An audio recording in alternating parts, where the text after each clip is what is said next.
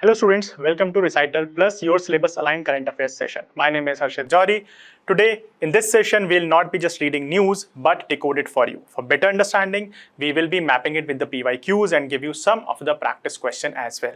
In this manner, you will be able to revise your recitals in the most efficient and time-bound manner.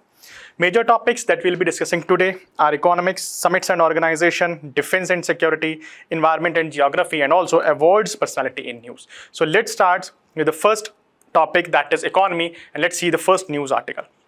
Fugitive economic offenders.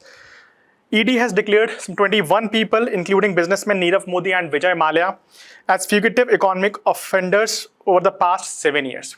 You have to understand, as per the annual report of the ED, against 54 individuals till date, with 21 declared FEOs and assets worth 2,178 crore confiscated. Okay, so you can understand the scale of the problem. Now, what is the process of declaring an individual as FEO? First of all, application must be filed in the special code. Please remember, this is in the special code where you have to file the application. Second, the application must provide reasons for the belief that an individual is an FEO. Secondly, if there is any information regarding the whereabouts of the person, that you have to mention in the, also the list of properties and value of such properties believed to be proceeds of the crime. So these are the specific things that you have to mention in the application.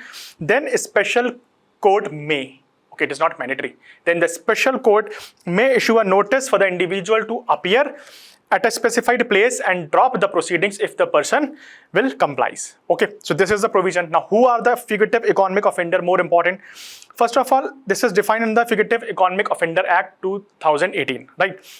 Now, as per this act, if a person who's against whom a warrant for arrest in relation to a scheduled offense where the total value is of 100 crores or more has been issued by a special court, could be a fugitive economic offender, right?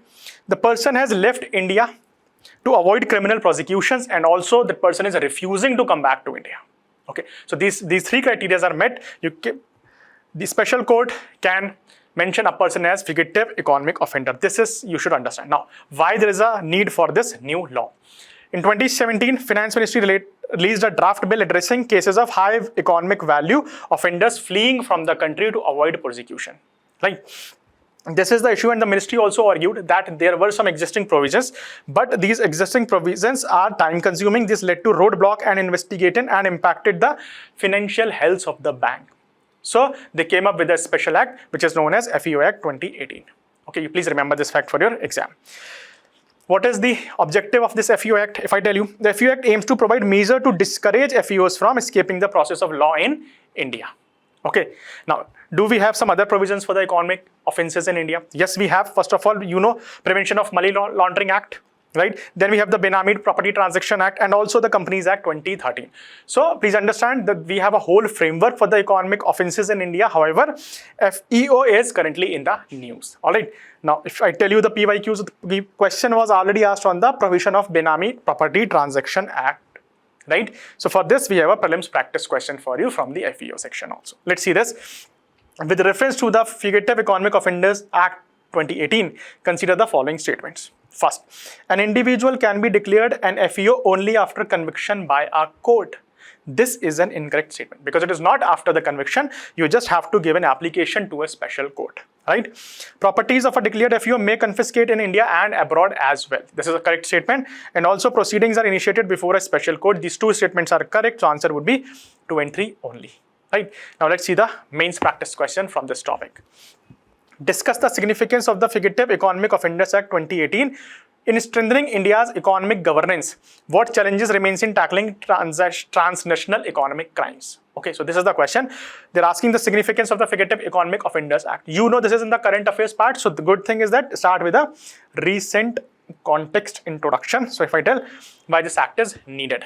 Okay, then you have to mention the significance in promoting economic governance in the country. Here we have the significance. For example, it will strengthen rule of law, asset recovery, banking sector protection, investor confidence, and also the global credibility of the Indian finance system. Okay, what challenges remain in tackling transnational economic crimes. Because challenges are still there. If I tell you jurisdictional constraint is there, extradition delays, tax havens and shell companies, emerging technologies, for example, cryptocurrency, dark web. This is one of the prominent challenge. Limited international cooperation and evidence collection issues because of the cross-national corruption happens, or maybe because of this transnational crimes. Okay, so these are some of the challenges that you can mention that we have given here as well. Okay, so this is the process, what is the significance, right? And then what is the procedure to follow. Other provisions are also there which can complement the FEO, so you can use this to write the answer. Okay, now let's move to the next and a significant development with respect to the gold repatriation by the RBI. Very much in the news, gold, you know, the prices are fluctuating like anything. However, as per the reports, RBI brought some 168 metric tons of its gold to India in 25-26 alone. This was third year in a row where RBI is getting back its gold to its domestic territory, right? However, you please understand that now RBI holds some of the 77% of its total gold in India itself. Total, we have some $122 billion worth of gold with RBI. This is sharply higher than 38% in the March 2023, so you can understand the situation has drastically changed. Why? Before that, please understand a few things which might be an ambiguous statement in the prelims examination. Understand that though RBI is increasing its share domestically stored, right? RBI's gold holding volume terms has increased only by 10% in the last 3 years. That means what they are trying to do, they are just getting back their existing gold. However, the addition of new gold is just 10%. Okay, this is one thing which is in stark. If you see the globally, central banks are buying more and more gold because gold acts as a hedge, right? Central banks are increasing more purchase of more and more gold, but RBI is not buying gold that aggressively. We have just increased it by 10%. However, the gold of the RBI that was stored in some foreign countries is now back into India. Some around 70% is back into the India. This is something you should understand. Okay, another thing is that though there is just limited amount that RBI has bought a new gold, some 10%. However, the value has increased by some 16.7% of the total gold reserve of the RBI. Why so? Because there is a very high value of gold in the market. Okay, so we know gold acts as a hedge also. So the value of gold has increased significantly, and because of that, the total increase of the RBI gold value is some around 16.7%. Okay, so please understand these three things individually. Now, first of all, reasons for keeping gold reserves by RBI. Why RBI is keeping a lot of gold? Because you know, first of all, gold has a stability and trust. Second, it helps in risk management with respect to the diversification, right? For example, central banks diversify the reserve to reduce risk, holding a mix of currencies, bonds and gold bullions. Third is protection against inflation. Gold is acting, as I mentioned, as a high hedge. For example, if the inflation increase, suppose inflation is increasing, that means the value of your money, purchasing power of your money is decreasing. But if there's an inflation, the value of gold will also increase, as we have just seen in the case of RBI. There is a significant 16% increase. Okay, so that is why gold is important, and also it also helps the central bank credibility because gold is very fast liquid. Okay, it can also be helped to settle international trade, right? So this is also there, and that is why the banks, countries, they often hold gold. But please understand, this gold reserves that we are discussing is different from the gold reserves with the individuals or the citizens of India. This is not the gold reserve that we are talking about. We are just mentioning the gold reserve that is being held by the RBI only. Okay, so please understand this. Now, what in the past, gold played a central role in international monetary system. Currencies were directly linked to the gold. This was known as the gold standard. That means if you are giving currency worth rupees 200 crores, you have to have the backup of gold of the same amount. Okay, this was known as the gold standard, but this, after the collapse of Bretton Woods gold standards, this is no more required. However, RBI and other central banks of global countries, they still keep gold as a reserve. Reason we have just discussed. I hope this is clear. Now the reason why suddenly India is transporting back its gold, right? First is geopolitical consideration. Immediately after the Russia-Ukraine war, US has freezed the assets of Russia that was dominated in dollars. This is one of the cause. That is why now India want to hold back its gold into its domestic territory to ensure that we can able to exercise our sovereignty. Second thing is the geopolitical uncertainty globally. We have Russia-Ukraine war going on, we have Cold War between US and China, we have Iran, Israel, US going on. So there's a lot of uncertainty globally. This is also one of the reason.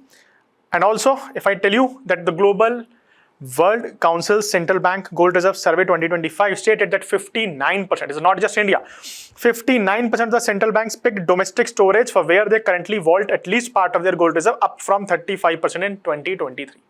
So this is a trend which is we can witness globally. Second is security and control. If you get your gold back, RBI can have more direct control and potentially reduce reliance on foreign vaults. Okay. It is also tax saving, cost saving, because if you incur storage, you have to give some cost, you have to give some insurance fees also, right? And it is also economic signals. That means it could be a signal of confidence in the Indian economy and its financial stability, right? So on this background, RBI is now getting back its gold into the India. Let's see this prelims question. Which of the following are advantages of holding a larger share of gold reserves domestically?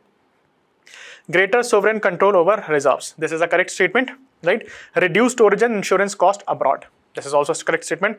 Elimination of exchange rate risk. So this is not eliminated completely, right? So answer would be 1 and 2 only. Now let's see this mains question. Why are central banks across the world increasingly reconsidering the location and composition of their reserve assets? Examine the context of RBI's gold repatriation policy. Please understand, if I tell you why they are doing it, as we have just mentioned, this could be your introduction. According to the World Gold Council Central Bank Reserve Survey 2025, 59% of the central banks picked domestic storage as compared to 35% in 2023. That means, yes, there is a reconsideration, right? Why? So we can mention why they want to diversify the composition of reserve assets. First of all, because government securities, currencies, and also gold, right? Where they want to diversify their reserve assets. Now, in context of RBI, if I tell you, you can mention the data that RBI in 2023 got some 107, 24, 103, and now 2025, 168 metric ton. That means consecutively in 3 years, RBI has got back its gold back to India, right? Then you should mention why central banks hold gold, what is important, and then why now they are bringing gold back to the home. Where you can mention, first of all, geopolitical uncertainties, recent examples, for example, the freezing of Russian assets and all those things. Okay, so on this background, you can answer this question easily. Now next is fair and remunerative price of sugarcane announced. Important that Cabinet Committee on Economic Affairs has approved the fair and remunerative prices of sugarcane for sugar season 26-27 at rupees 365 per quintal. You can tell me in the comment box who is the chairman of CCEA, that is Cabinet Committee on Economic Affairs. Important, right? Now let me tell you what is FRP.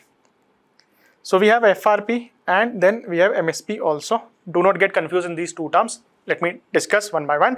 First of all, FRP is the minimum price which is mandated by the government. Okay, so FRP, it is also a mandated price that is mandated by the government, which the private owners of sugar mills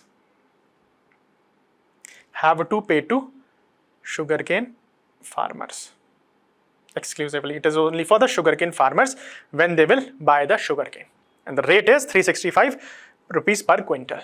Clear? This is FRP, right? Understand that FRP is legally mandated,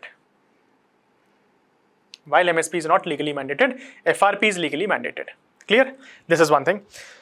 Now, FRP is based on the recommendation of the Commission of Agricultural Cost and Prices, a body under the Ministry of Agriculture and Farmers Welfare. Please remember that CACP, which is under a body of Ministry of Agriculture, this will only recommend the price which could be FRP subject to the approval of Cabinet Committee of Economic Affairs. Clear? That is how FRP would be determined. It is the similar like that of MSP. MSP you have 22 crops except for sugarcane. Sugarcane is dealt under FRP. Clear? This is one thing you should understand. However, MSP, as I mentioned, is not legally mandated. FRP is legally mandated. The idea is that as per the Sugarcane Control Order 1966, the payment has to be made within 14 days. However, there are some challenges with respect to the implementation of this provision. Moving ahead, failure to clear farmers' bill can even lead to attachment of mill's property. Okay. FRP is based on the recovery of sugar from the cane. Sugar recovery is the ratio between sugar produced versus cane crushed. So based on the quality of the sugar cane, this price is determined. Clear? This is there. Now you can see from the chart that the FRP rate is almost steadily increased over the past few years. Now let's have a quick comparison with the MSP. MSP is a price at which government is supposed to procure buy a particular crop from farmers if the market price falls below it. Okay, so MSP is more like a floor price. If market price is below, then government will buy or procure the products at the MSP. However, this is not legally mandated. So government is not bound to buy everything. Clear? This is the difference, and that is why there is a demand from different sections of the farming community or the agriculture community with respect to the legalization of MSP. Okay. Then MSP, it was introduced some around 1960 to promote the agriculture, food production in the country, right? CACP recommends MSP for 22 crops mandated and the FRP mandated when it has to pass by Cabinet Committee of Economic Affairs. This is important, right?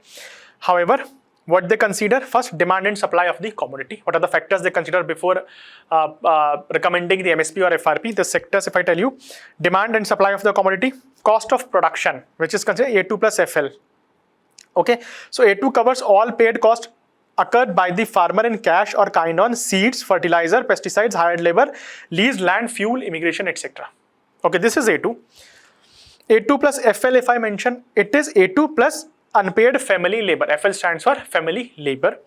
C2 is a more comprehensive cost that factors in rental and interest foregone on land and fixed capital assets on top of A2 plus FL. Okay, so this is there. Also, they consider market price trends, both domestic as well as international, before determining the MSP or FRP. Intercrop price parity. Terms of trade with respect to agriculture remains competition relative to the non-agriculture sector.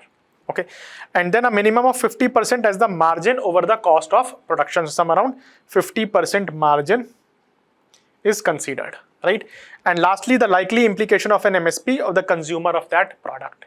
Okay, so they have to take care of both of the agriculture farmers also and of the consumers also, because if the MSP is really high, eventually who will bear all the cost? It is the consumer. Okay, and if the MSP is very low to benefit the consumer, at the end, agriculture farmer or the producer would be at loss. So they have to find the balance between the two, right? So there are multiple, as I mentioned, there are some 22 crops that are covered under the MSP. You please remember there are 3 commercial crops as well. Okay, which is cotton, copra and raw jute. Yes, raw jute is included under the MSP, and time and again government issues MSP rates for these crops. Okay, now see. The fair and remunerative prices of the sugarcane is approved by this is a PYQ. So sometimes such simple straightforward questions could be appear in the exam as well. Now let's see the prelims question. Consider the following statements regarding FRP. It is recommended by CACP. Sugar mills are legally bound to pay FRP. Okay, FRP is linked to sugar recovery rate. So we know all 3 statements are correct. So answer would be 1, 2 and 3 only. Okay. Now there's a mains PYQ. Try to understand. What do you mean by MSP? How will MSP rescue the farmers from the low income trap? See, such a simple question. They are simply asking what do you mean by MSP? So first of all, you tell me what is MSP, right? Then how it would rescue the farmers from low income trap, because I mentioned that government will procure the crops at the prices defined at MSP if the price fall below a certain level. So that is how it will rescue the farmers from the low income trap. Okay, and then we can understand from the criteria the consideration of the factors that will determine the MSP prices. Okay, so that will help to rescue the farmers from low trap income. Similarly, try to solve this question. How is the FRP for sugarcane different from the MSP? Discuss its implication for farmers and sugar industry. You have to mention how it is different from that of MSP, right? So we have mentioned, first of all, you have to start with the FRP, recent trend. Okay, then you can mention what is MSP. Then you have to mention the difference between MSP and FRP, right? For example, FRP is legally enforceable. MSP is not legally enforceable. FRP is something which sugar mill owners have to pay to sugarcane farmers based on the quality of cane, right? However, MSP is not legally, it is for some 22 crops which acted as a floor price, right? If the prices falls below a certain level, government will procure the MSP. Okay, but it is not legally mandated. This is how you should mention.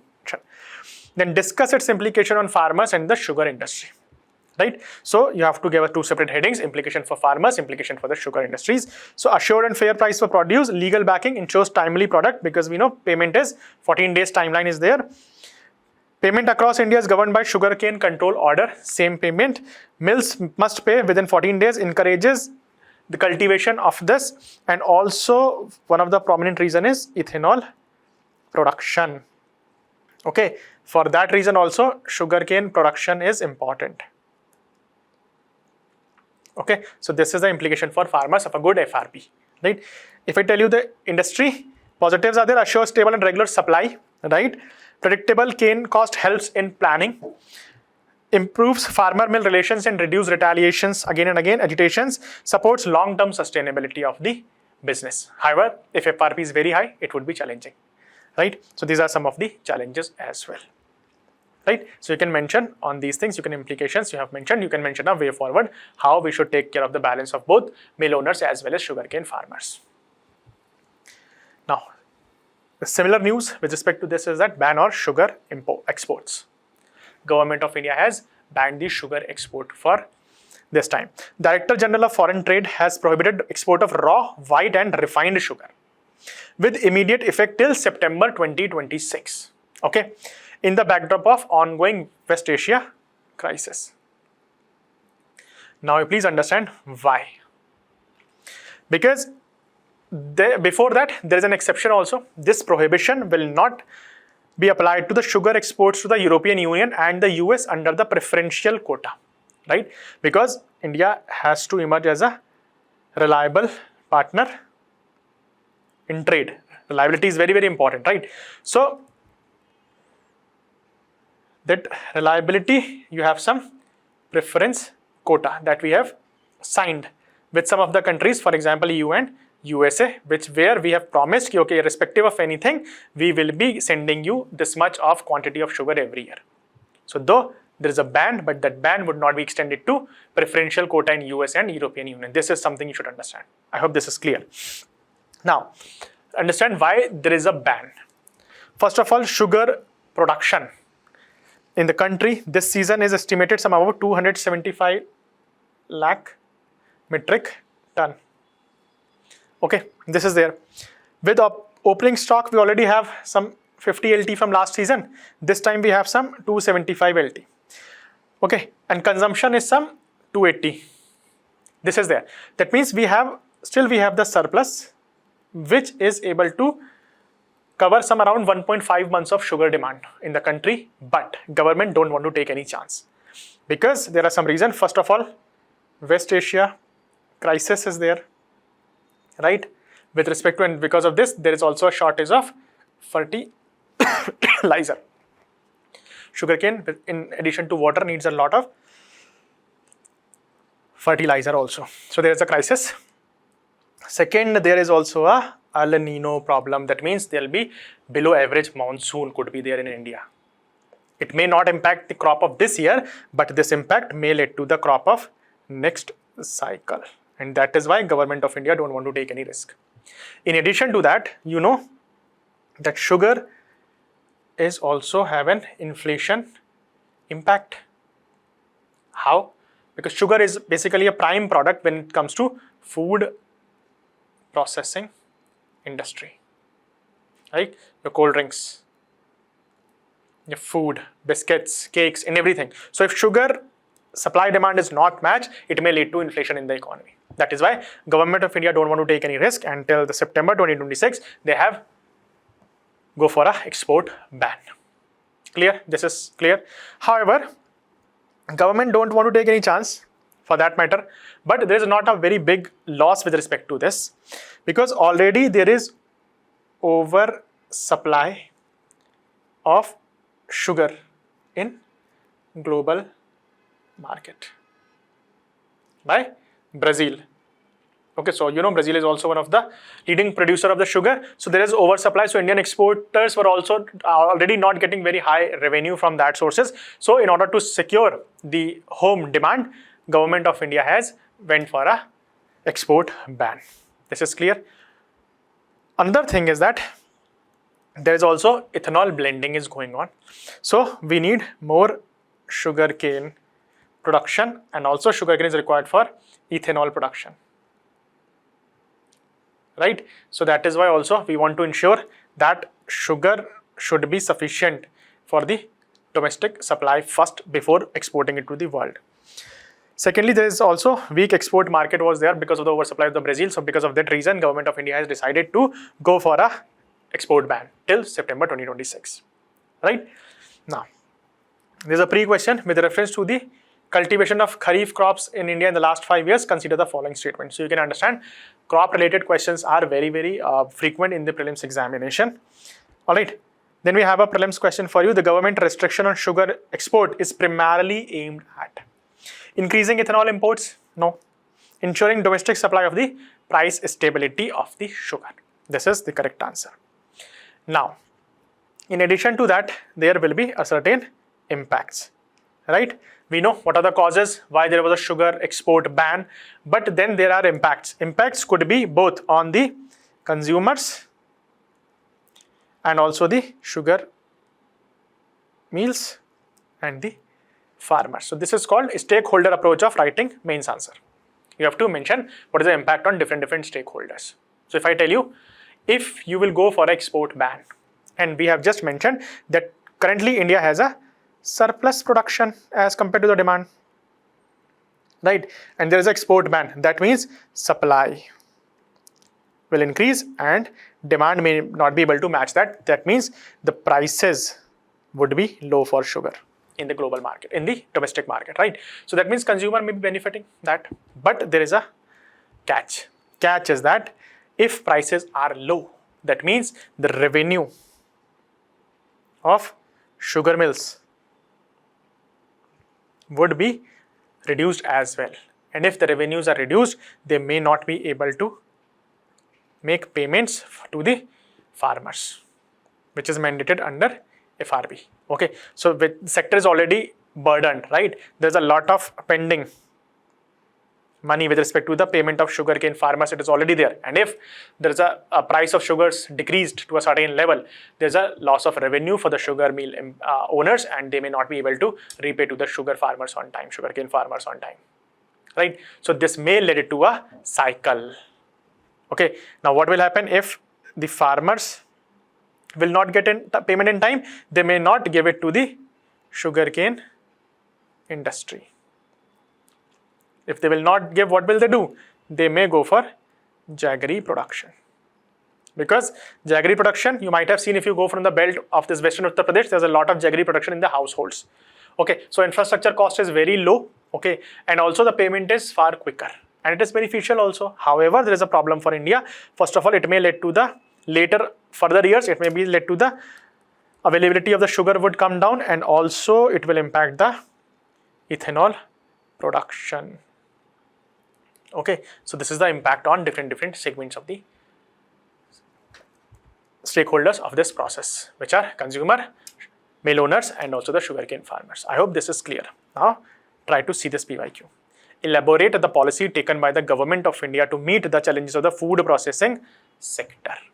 Now, you can also add this one point directly from here, that in order to ensure that there is a supply of the ingredients of the raw materials, government has went for export ban.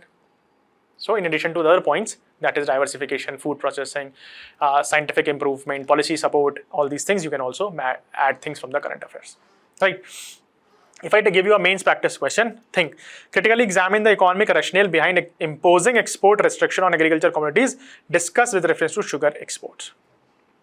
Okay, so here you have to start with the recent context that Government of India has banned till September 2026. Then you have to mention the rationale, economic rationale, why it is important.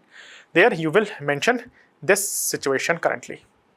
And also you have to mention the reasons of the ban, the threat of El Nino, fertilizer shortage, lack of clarity on stocks, ethanol blending, inflationary pressure, and weak export market is there. Okay. Then you have to difference with the sugar export. Then you have to mention, since they are asking for critically examine, then you have to mention the negative impacts of this export ban. Right? So which could be reduces export earnings, right? Lower realization of sugar mills revenue, it would be lower. Okay. Sugarcane may not be reached to the sugar mill owners because they may not be able to pay it on time, so it may be given for jaggery production. Hence, it will have a negative impact on ethanol production as well, right? So this may turn into a cycle, which would be difficult to break, right? So on this ground, you can write this answer. Major development, that is Vadinar ship repair factory, very, very significant development. Please understand, Cabinet Committee on Economic Affairs. Again, tell me, who is the chairman of CCEA? Has approved the development of state-of-the-art ship repair facility in Vadinar, Gujarat. Remember, this may be places in news sort of question could be there.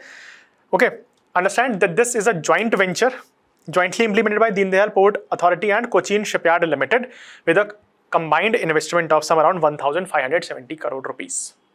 Clear? Now, this is a brownfield facility. That means a facility is already existing there. They are just increasing it, or they are just making it better, they're renovating it. Okay, greenfield is something which we start from the very scratch. But brownfield is, if I tell you, brownfield is something which is already existing, we are just improving its capacities or its capabilities. Okay, so this is a brownfield facility. Why it is important? So first of all, this will help you, India, to go for repair of vessels up to 300 meters. Right? This is a significant development. It will also reduce dependence on the foreign shipyards and curb foreign exchange outflow when it is required to repair the ship. Now you can get it done in the Vadinar facility in Gujarat. Clear? The facility will direct address a critical gap in India's ship repair infrastructure because currently we are able to service only a vessel till up to the length of 230 meters, that's all. Now it will extend it to 300 meters. It's a significant achievement. Right? Enhanced turnaround times and strengthen repair capabilities of the western coast will improve the overall competitiveness of the Indian ports. Right? So there you can become a part of value chain directly. This is the advantage. Okay. Discuss this prelims question. Try to solve it. The proposed Vadinar ship repair facility is expected to what? First, reduce dependence on the foreign shipyards. Okay. Improve port competitiveness. Drastically promote inland water transport. This is not directly connected with the ship repair facility over here. It may improve, it may not improve, but drastically, so definitely it will not improve. Right? So answer would be 1 and 2 only. Right? In order to promote cotton productivity, there is a mission for cotton productivity. Recently, Union Cabinet has approved some 5,660 rupees for cotton productivity in India. Why?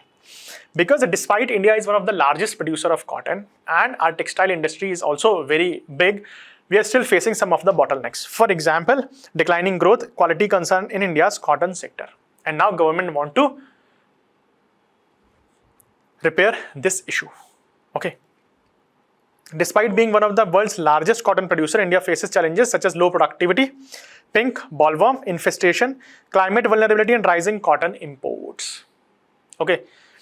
Now, the mission seeks to revive the sector through improved farmers' income, quality raw material supply, and also strengthen India's position in global textile trade. Right? So, for that, government has come up with a 5F model, that is farm, fiber, farm to fiber, fiber to factory, factory to fashion, and fashion to foreign.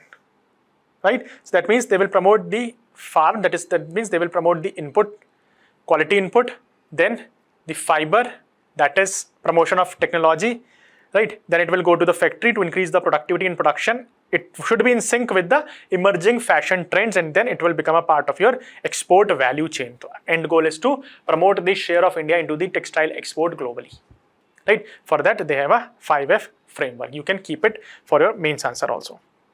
Please remember that this mission would be implemented by Ministry of Agriculture and Farmers Welfare and Ministry of Textile. Both of these ministries would be the part of it, right? It will also have certain institution. For example, you have ICAR, CSIR, and also AICRPs.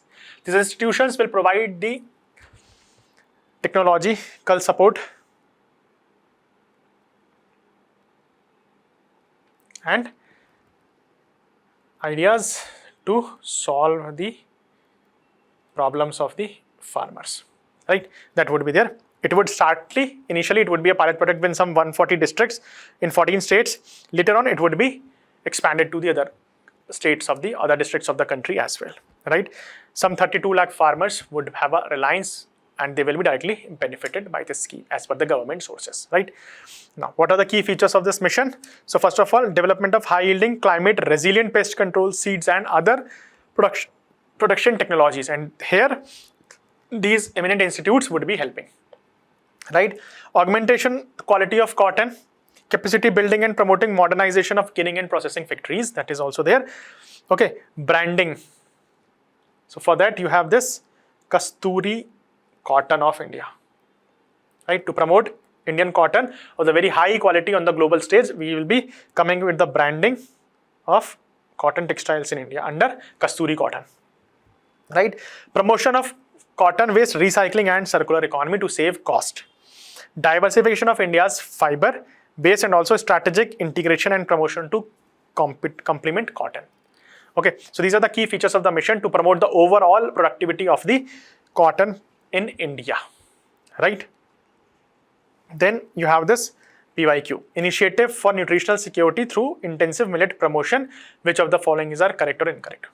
So sometimes government schemes, their initiatives are directly asked in the UPSC Prelims exam. Here is one of the PYQ. Okay, so let's practice the prelims. Tell me, the term pink bollworm recently seen in the news is related to what? It's a genetically modified cereal seed to promote productivity? No. Infection related to the cotton crops is the correct answer. So please remember that pink bollworm infestation is one of the challenge which reduces the productivity or impact the yields of the cotton in India. Now next is Udgam portal by Reserve Bank of India. Reason is that to claim unclaimed deposits into the banks. So what is this? Reserve Bank, Central Bank has recently told the Supreme Court that 30 banks have been integrated into this web portal. Okay, for example, what happened? There are some banks. People have some sort of deposits with bank. It may be a saving bank, it may be a fixed deposit, it may be RD, something like that. Okay, but because of few things, this accounts become inoperative. For example, deposits mainly current remain for 10 years inoperative, or when FDs are not claimed within 10 years of maturity. After that, this became unclaimed deposits. Okay, why there is so? Because first of all, there is a lack of nomination. Second, the person may forget, or the person may have passed away or something like that, and the relatives are not aware of any such bank account. And because of this, a lot of amount is locked into vaults of the bank. In order to track this, RBI has came up with the Udgam portal. Right? Please remember, this portal will not help you to settle the claims. It will only give you an information with respect to the unclaimed deposit in these banks. So some around 30 banks have joined into it as per the RBI, which they have mentioned in the Supreme Court. Clear? Now, what is Udgam portal? Let's see it. It's a centralized web portal launched in 2023 by the RBI to help a public search for unclaimed bank deposit across multiple banks through a single platform. Because how you will go? Maybe you will go to one bank, this will know we don't have any such account, then you go to second bank, third bank, fourth bank. It would be a very cumbersome process, right? So this is a centralized portal. Clear? This is there. Now, the portal was developed in response to growing volume of unclaimed deposits in India. There was a growing volume because now the savings has increased in India, right? And in addition to that, this is a result that there is a response of unclaimed deposits also. Now, so according to RBI, unclaimed deposits arise mainly when savings or current accounts remain inoperative for 10 years, and if the FD is not claimed within 10 years of its maturity, right? So these 30 banks which are integrated with the Udgam portal, they have some around 90% of the unclaimed deposits, which is a significant move. Okay. So this is, as I mentioned, this feature will have a unique deposit reference number for each unclaimed account transferred to the DEAF, and if you get this number, you can directly go with the bank and you can settle the claim. Clear? If I tell you about the awareness, so some around 20 lakh registered users have carried out some 44 lakh searches on the portal. That means there's a benefit with respect to this, and it promotes financial inclusion as well, and consumer protection, transparency, and easier recovery of the unclaimed. However, there are some challenges. Challenges is that this portal has limited to banks only. What about the deposits with post offices? Right? What are the deposits into the insurance claims? This is not added to the Udgam portal. Okay, so this is one of the challenges, and the way forward is to sort this issue so that we can also have an access to the post office account and also with the unsettled claim or the unclaimed insurance benefits, right? That is there. So with this, try to solve this prelims PYQ. Udgam portal launched by RBI is related to what? Is it related to the digital lending? No. Unclaimed bank deposits. Yes. So answer would be B, that is unclaimed bank deposits. Now, I4C RBIH MOU on mule accounts. Indian Cybercrime Coordination Center, known as I4C, and Reserve Bank Innovation Hub have signed a memorandum of understanding to strengthen combating cyber-enabled financial frauds and curtailing mule account across the banking sector and digital payment ecosystem. India's digital payments have increased significantly, right, in the previous few years, and now because of that there are some challenges also. This understanding MOU, memorandum of understanding, will cooperate the areas of fraud risk intelligence sharing, analytical support, and operational coordination for strengthening proactive fraud detection and prevention mechanism, right? It will help to swiftly detect and remove hidden mule accounts by feeding the data into I4C's suspect registry into RBI IH AI-driven fraud detection system, such as Mule Hunter AI implemented across banks. So mule accounts are basically the bank accounts that are with the banks that the people use for illegal activities. Okay, and to suspect registry, RBI has also come up with a mulehunter.ai, right? What is this Reserve Bank Innovation Hub, RBIH? It's a whole owned subsidiary of the RBI organization that works to enable frictionless finance for Indians. It acts as an enabler, facilitator in the ecosystem, bringing together members from financial, technological, and academic institutions to promote innovative solutions to the existing challenge in the financial sector. I hope this is clear, right? So just see, the term core banking solution was sometimes in the news, was asked by UPSC. Okay, so they may ask something like this: mule accounts are generally associated with, is it agriculture credit delivery? No. Is it cooperative banking reforms? No. MSME financing? No. Answer would be cyber-enabled financial frauds. Okay, you might have came across the terms like phishing, digital arrest. So these things, the money transfer generally took place through the mule account, and now the RBI, with the help of I4C, want to curb these things. Okay, now there's a report by the Ministry of Stats and Program Implementation, Men and Women in India in 2025. Very significant development, and it would be helpful for you to write your mains answer at multiple places because there's a lot of relevant data is given in this report. Let's see one by one. The Ministry of Stats and Program Implementation has released its 27th edition of its publication titled Men and Women in India 2025, Selected Indicators and Data. Right? This report compiles gender disaggregated data drawn from multiple ministries and departments, and with respect to the population, education, health, employment, and decision making in India. right? So this is a report of Ministry of Stats and Program Implementation. However, the input is collected from the different organization, government ministries and departments, where they will see the gender, how we are doing in terms of gender with respect to education, health, employment and decision making in India. This is clear. Now, the intention is to support policymaker and research and design gender responsive policies. You know, gender budgeting is there. So from where you will get the data? From such reports only. Okay. Now let's see the key findings. The green one is a good sign. The red one is where we have to work on. Right. First of all, the good news is that the sex ratio at birth improved in all India level from 904 in 2017-19 to 917 in 21-23. That means we are able to curb the female infanticide or female ferticide. Clear? This is one achievement. Highest sex ratio in India is in the northern east state of Arunachal Pradesh, where the female outnumbered men, they are like 1085.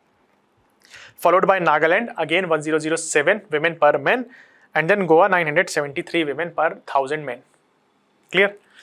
The worst performing states are Jharkhand 899 and Bihar is at with 900 females with 1000 males. Okay, this is the issue. However, the total fertility rate in urban areas has shown a decline trend. 2019 it was 1.7, 2023 it is just 1.1, which may be a concern in the coming years. Okay, because it is way below than the replacement level.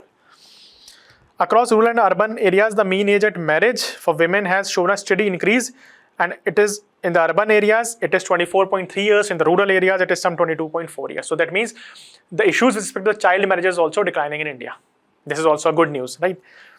Maternal mortality ratio has also shown a steady and significant decline over the years, reducing from 254 to 88 from 2004 to 2021-2023, right? Now, when it comes to education, gender parity has been achieved across all levels of school education, primary, secondary and tertiary. That is an achievement, right? Improvement in gross enrollment ratio in higher education, rising from 28.5% to 30% for females. There's a significant improvement from 28% to 30% to the females, and from 28.3 to just 28.9% for males. However, please understand, this is because of the effect of base. Okay. Labor participation, if I tell you, here is something that you have to be more cautious. Okay.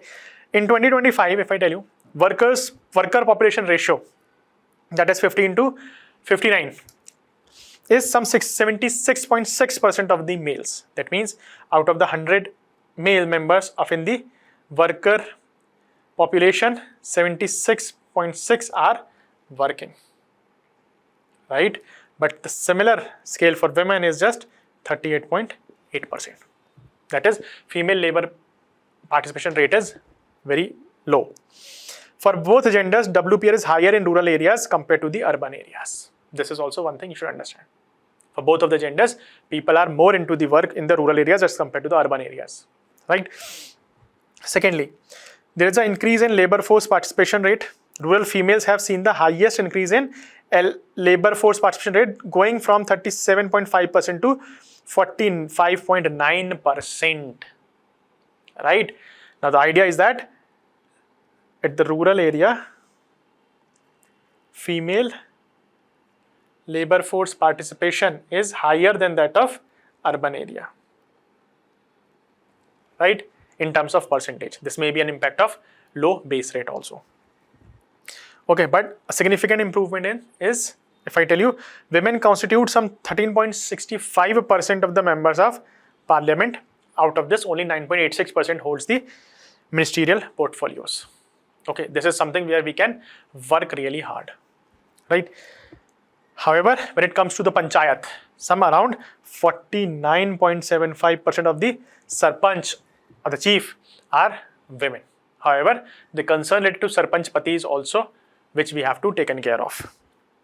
It also highlighted rising representation of women in leadership roles. This is something very good, that between 2017 to 2025, the number of women engaged in the managerial roles has increased to some around 102.54%. Okay, it is again in the terms of percent. So please remember, this could be an impact of the very low base rate before 2017. However, this achievement is significant. Okay, But the elephant in the room is crimes against women, which is still very prevalent. Crimes against women constitute some 7.8% of the total crimes committed in year 2023. What are the major areas? Cruelty by husbands and relatives constituted the largest category of the crimes against women, which is around some 29.82%. That is domestic violence, right? Followed by kidnapping and abduction, some around 19.77%. Cyber crimes against women has expanded rapidly. Okay, and because of the growth of ICTs and digital platforms, registered cases increased from 4,242 in 2017 to some 19,500 in 2023. That means there is a more than some around 5 times jump into the cyber crimes against women. It may be an outcome of digital illiteracy or lack of awareness. Clear? So these are some areas which are highlighted by the report, and we have to work on that. Let's see the PYQ. The global competitive report is published by whom? This was asked by the UPSC. You can see the publication Women and Men in India is released by Niti Aayog, Ministry of Women and Child Development, Ministry of Stats and Program Implementation, or National Commission for Women. So it is by a report by Ministry of Stats and Program Implementation. Right? There is a PYQ. The women in post-independent India have excelled in various fields. The social attitude towards women and feminist movement has been patriarchal. Apart from women education and women empowerment schemes, what interventions can help change this milieu? This was asked by UPSC. Okay, so you can mention that yes, there are some improvement in education and empowerment schemes. What is the reality? Reality is the key findings. Okay, reality is crime against women, increase in leadership role, labor participation rate, which is high or low in respect to urban and rural areas, and also the achievements in the education sector. These are the things that you can add from this article into this PYQ as well. Right, now let's practice our prelims mains practice question. Discuss the major gender related trends emerging from the latest Women and Men report in India report. What policy lessons do they offer? What you need to do here, first of all, you have to mention the finding of the reports. Okay, because they're asking for gender related trends emerging, so you have to mention the key findings and the sector specific things. Okay, this is what is the demand over here, and then you have to mention what policy lessons do they offer. So we know that here these are the areas where we can work on. So these are some of the hotspots. These are some of the priority area where the policy formation should consider. Okay, that is how you can answer this question. Clear? Now mission Sehat. ICMR, Indian Council of Medical Research, and Indian Council of Agriculture Research came together and launched mission Sehat. You can understand that means they want to health, medicine plus agriculture so that the person is healthy. That is Sehat. Okay. Now the initiative aims to connect agriculture, nutrition and public health through scientific collaboration. Right? They brings two key sectors. First, health and agriculture through a whole of government and whole of system approach that will integrate science, policy and implementation. Right? Now let's see the priority areas. The mission focus on 5 priority areas. First of all, development and evolution of biofortified and nutrition dense crop varieties in order to tackle the malnutrition. Okay, and to promote healthy habits. Strengthening integrated farming system to promote dietary diversification, enhance farm incomes and build resilience with respect to the issues like climate change and global warming. Right? Addressing occupational health risk among agriculture workers. Advancing agriculture-enabled strategies to prevent and management of non-communicable diseases like diabetes, hypertension. Okay, and strengthening One Health preparedness. One Health means taking care of the animal, humans and ecosystem. If everything is taken care of, it would promote the health for all. Right? Then the objective of this national mission mode program is to often get a robust framework leading to healthy food, farms and the country. Okay. The announcement comes at a time when country is facing dual challenges. What are the dual challenges? It is first of malnutrition right? Stunting, wasting, you know the ratio. And also the rising non-communicable and lifestyle diseases such as hypertension, cancer and diabetes in India. So that is why science and healthy agriculture should come and give alternative for healthy citizens. So that is healthy farms, food and country. Clear? Now see, there is a PYQ. Which one of the following is the correct description of 100 million farmers? So schemes are generally asked in the UPSC exam. You see, Mission Sehat is jointly launched by whom? Is it ICMR and CSIR? No, it is ICMR and ICAR, Agriculture Research. Okay, so this is the correct answer. Okay, now this is a PYQ. Let's see one more. What do you understand by nanotechnology and how it is helping in health sector? This is how UPSC has connected your nanotechnology with the health sector. Now, this is also a part of science, so you can add the information from this existing in article to write this answer also. Okay, or they may directly ask you how it would help, how scientific innovations could help in healthy habits in tackling non-communicable diseases in India. Right? Let's see. Explain how Mission Sehat reflects the convergence of agriculture, nutrition and public health under a One Health approach. Such sort of application-based question you can expect in the exam also. Okay. ICMR plus ICR is recently joined Mission Sehat. So you have to mention the priority areas. First of all, you have to mention what is Mission Sehat, how ICMR, how ICAR will try to bring their expertise in order to provide scientifically proven agriculture practices which are healthy for consumption and for the lifestyle issues. Okay, then you have to mention the priority areas. That what are the priority areas that we have just mentioned over here. 5 priority areas: development and evolution of biofortified and nutrient-dense crop varieties, strengthening integrated farming practices, occupational health risk among agriculture workers, management of the non-communicable diseases, and also strengthening One Health preparedness. Okay. Then you have to mention in significant sectors what we can do in the health sector, how we can improve the public health, and then we have to mention the challenges and way forward. Okay, so this is how you can take the hint from the given article and the discussion and try to write this question, because these sort of questions are very, very frequent in the real exam. All right, the next is Jute Crop Information System. This National Jute Board has been implementing the JCIS since 2023 in collaboration of Jute Corporation of India to monitor jute cultivation using remote sensing and field data. That means they want to incorporate technology. Okay, to promote jute production across the country. This timely intervention,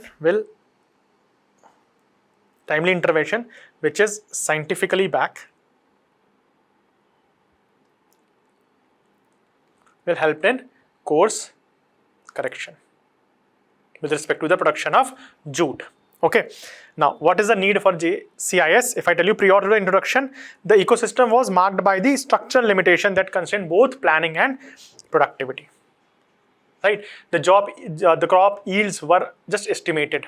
In the real outcome is different. Definitely there will be a problem with respect to the planning. Right? Now, field data collection remained manual with limited standardization and absence of georeferencing. This could be an issue also. Lack of real-time mechanism to detect crop stress, because if we have the timely input, you can take the steps to save crop, right? But that was also a challenge. Okay, so let's see what is this JCIS, Jute Corporation Information System. It's an evidence-based approach to crop monitoring. Okay, because this information system is there. I hope you understand, right? So it is conceived as a multi-source information system where data would be collected from this satellite-based mapping, weather analytics, vegetation indices, and historical dataset and mobile e-based field inputs into a single platform. So there will be information from the different sources. They will pick up the data and then they will formulate a policy. Okay, and where the timely interventions would be easy.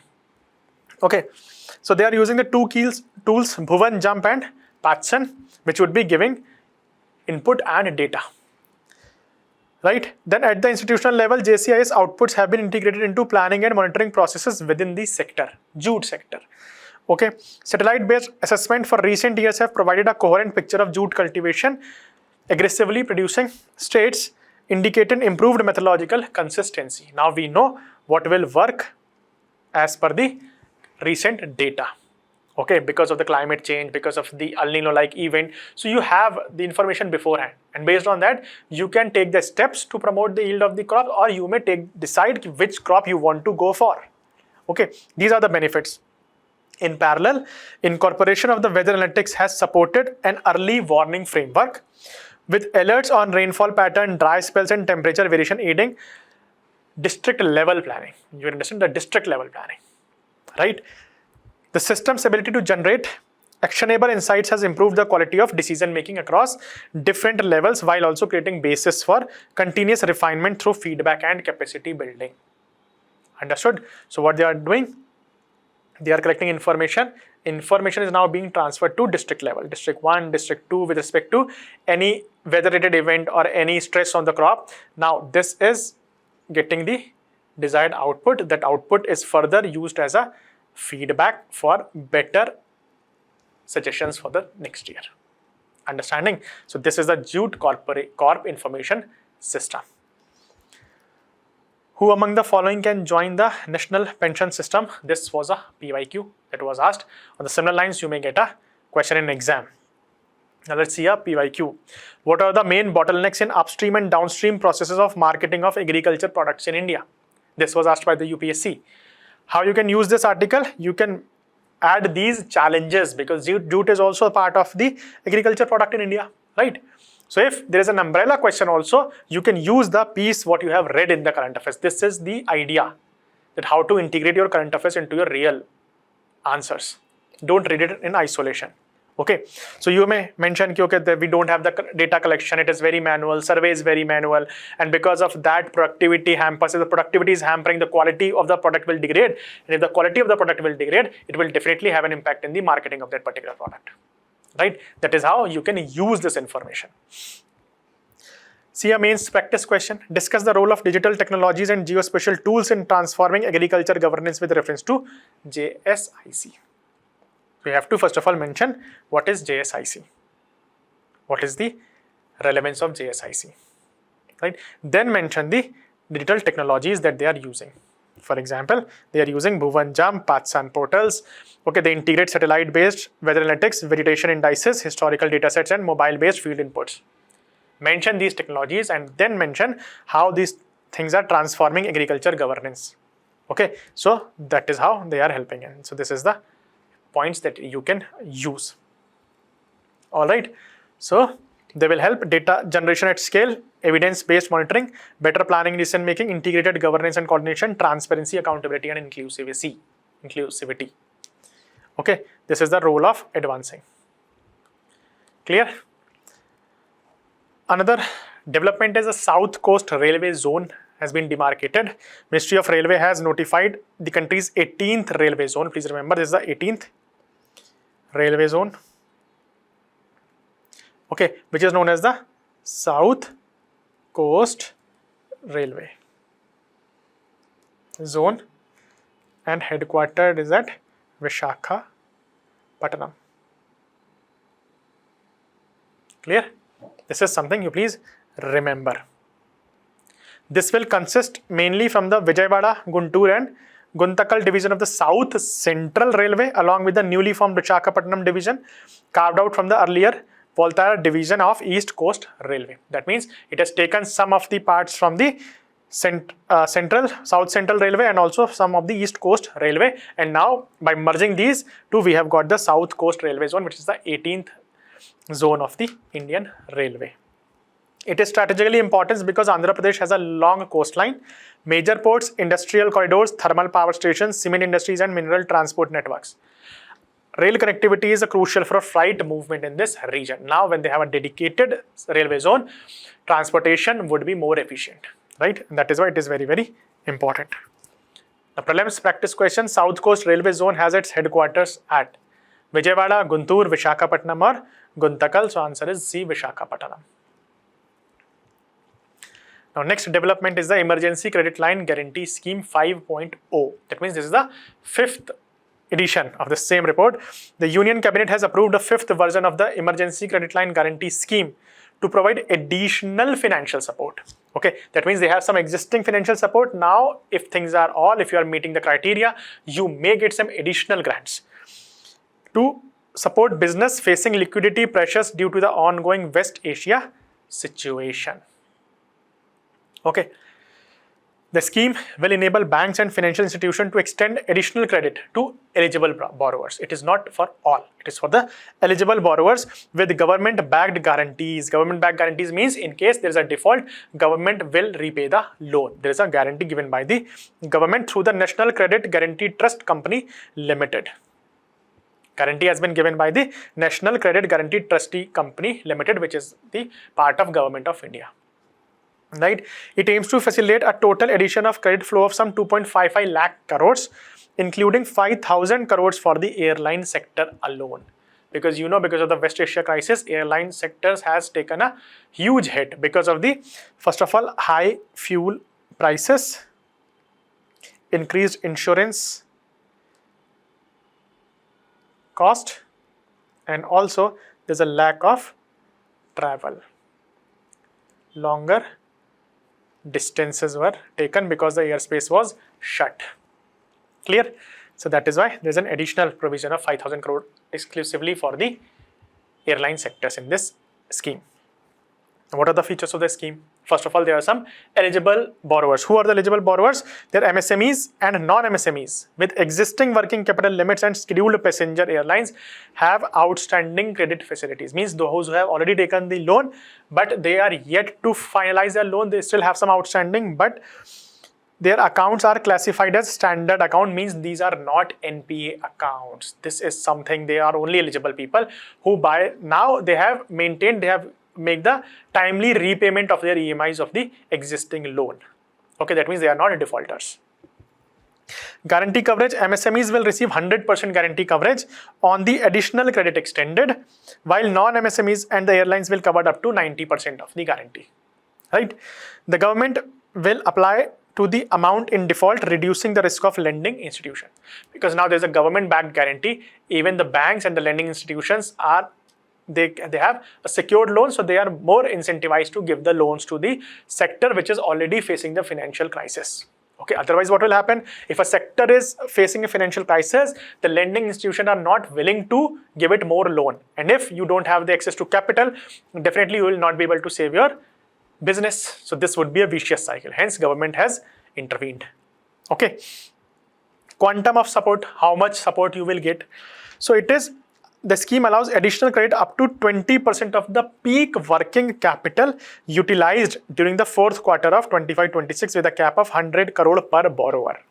Okay, and when it comes to airlines, it is additional can go up to 100% to 1,500 crore per borrowers for the airline sector, because that's more capital intensive sector, right? Now tenure of loan would be 5 years for MSME and non-MSME with 1 year moratorium period. For the airlines, it would be 7 years with a 2-year moratorium period. Clear? Scheme duration would be until March 31st, 2007. So it has a sunset clause as well. Matlab this is for only this year, but the tenure of the amount would be, loan would be for 5 years and 7 years respectively. Clear? That's it. Now what is the impact of this scheme?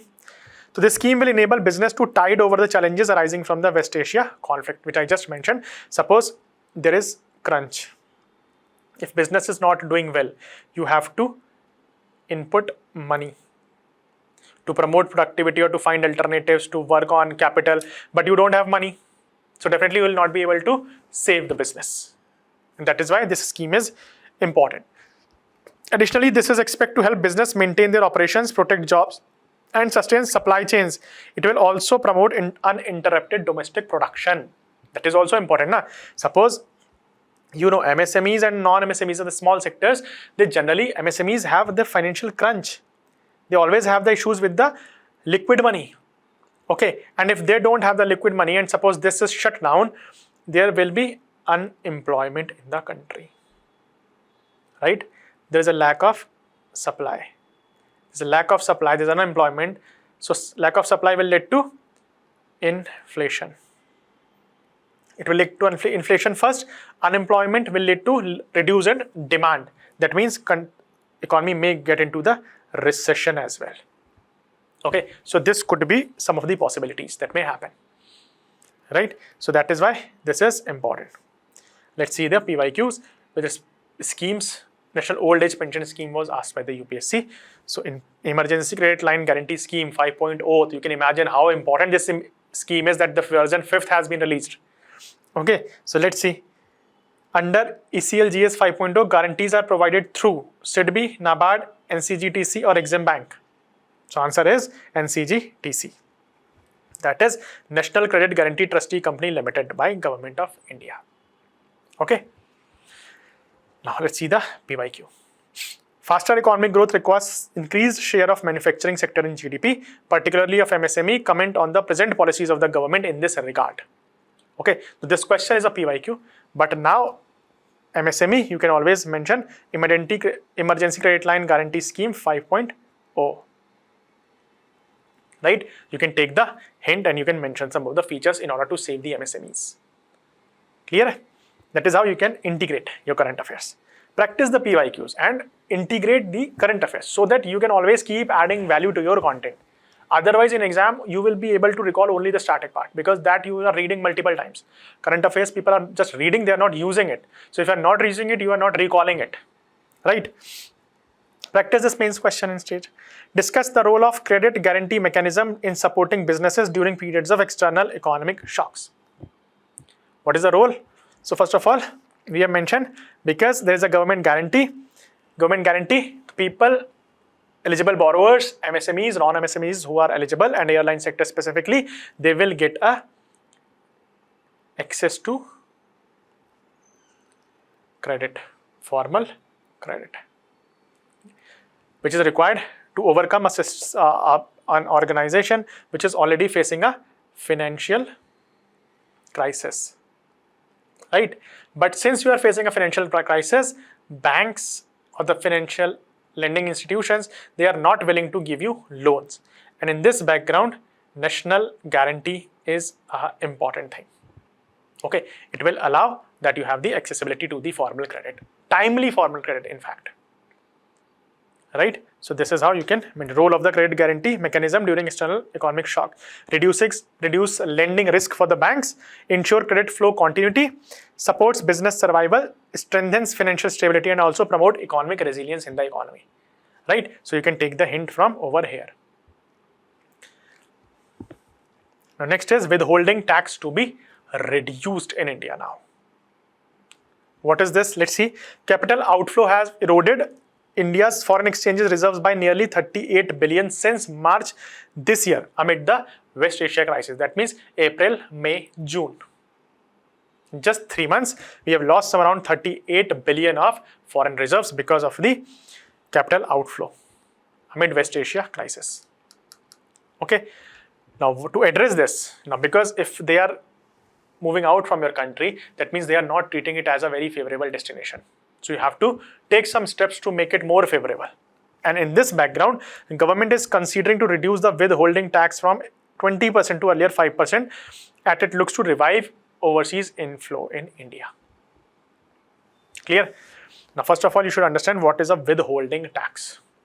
Withholding tax is more like a tax collected at the source of information. That means if you have got some income of say 100 rupees, okay, and 10% suppose is the tax that you have to pay to the government. So that means you will get 100, you will deposit 10 rupees later on to the government. Instead of this, what government will do, you will just get 90 rupees, 10 rupees directly get into the government account as a tax mechanism. Clear? So the issue is that first of all, you just got 90 rupees. Secondly, this 10 rupees tax that was taken by the government, you have to file for wait for the whole year to file an ITR where you may get back your money. Right? So first of all, this is time consuming process. Secondly, you just got rupees 90 for the whole year. That means it will hampering your compounding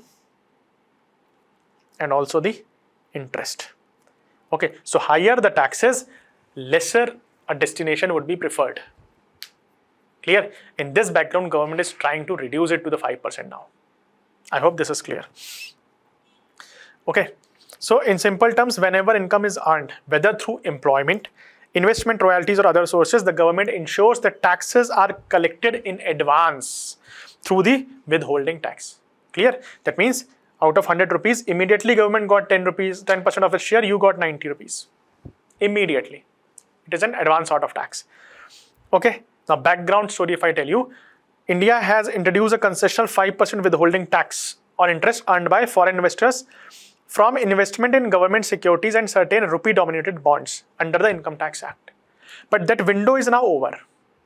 Okay, once that concessional window is over in 2023, government has increased it to 20%. Now just imagine 5% to 20% overnight, right? So because of this, it makes India one of the relatively higher tax jurisdiction for global bond investors. Clear? If I tell you the scenario in the other countries, so they are almost many of the countries, they have withholding tax. Okay, for example, US has some 30% taxes, Germany 26.4%, France 25%, China 10%, India 20%. You can think.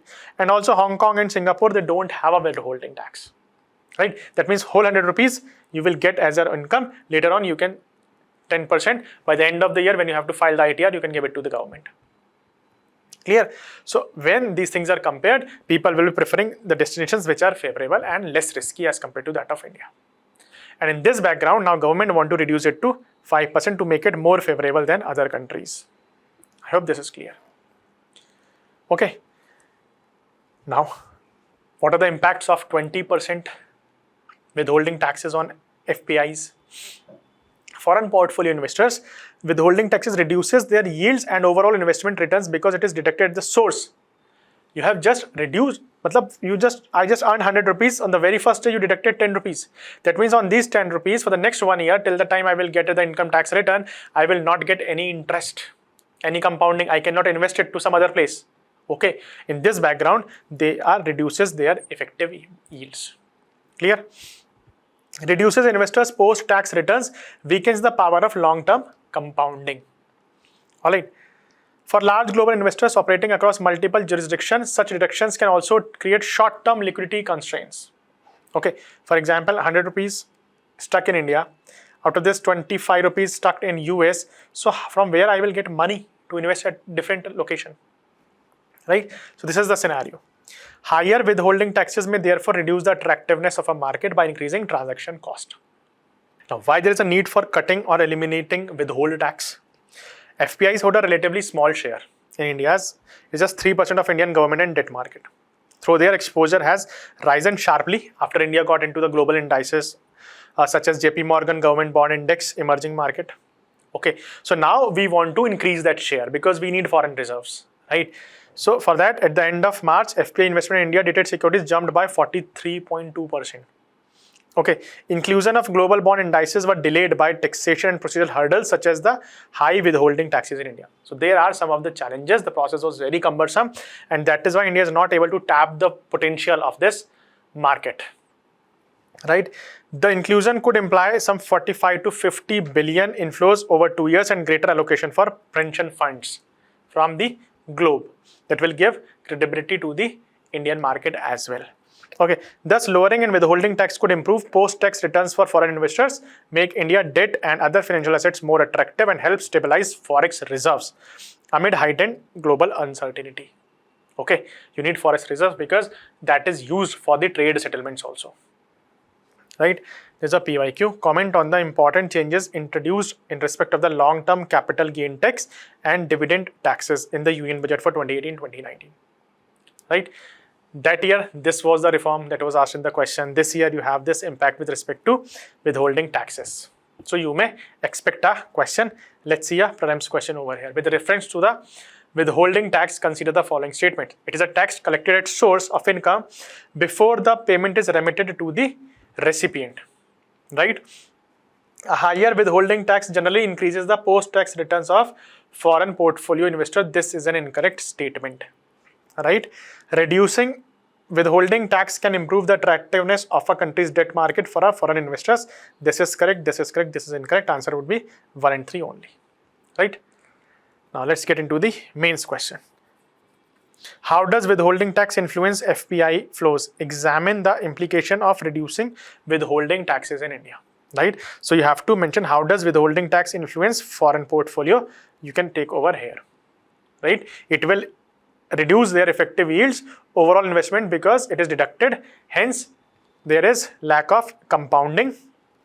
Long-term compounding is not there. Okay, and they also have liquidity crunch.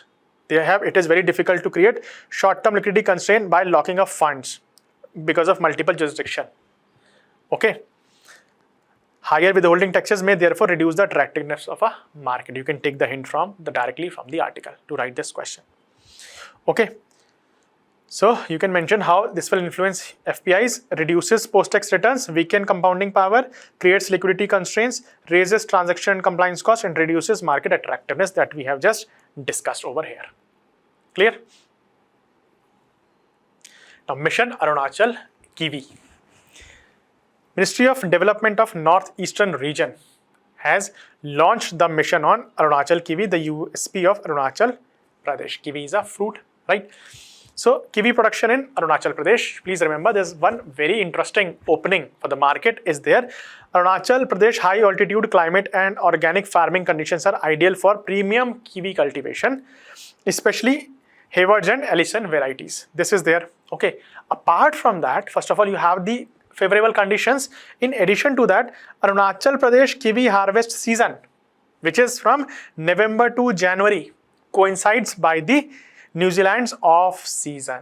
Okay, so that means New Zealand, which is a prime exporter of the kiwis, where then when there is an off season in the New Zealand, you have the harvest season in Arunachal Pradesh. So that means Arunachal Pradesh can fill that vacuum in the global market, right? So this is the opportunity that we are tapping into, creating a unique opening in the Southeast Asian, Middle East and European markets. Clear? Okay. So currently, Arunachal has producing more than 50% of the kiwi production in India. However, problem is that despite this dominant position, the farmers are getting very less prices. Okay, so this is something we have to do, and that is why there is a mission Arunachal Kiwi, and then let's see the mission details. Outlay of 167 crores for premium organic kiwi hub with a strong domestic and global market presence. Okay. Strengthen the entire kiwi value chain.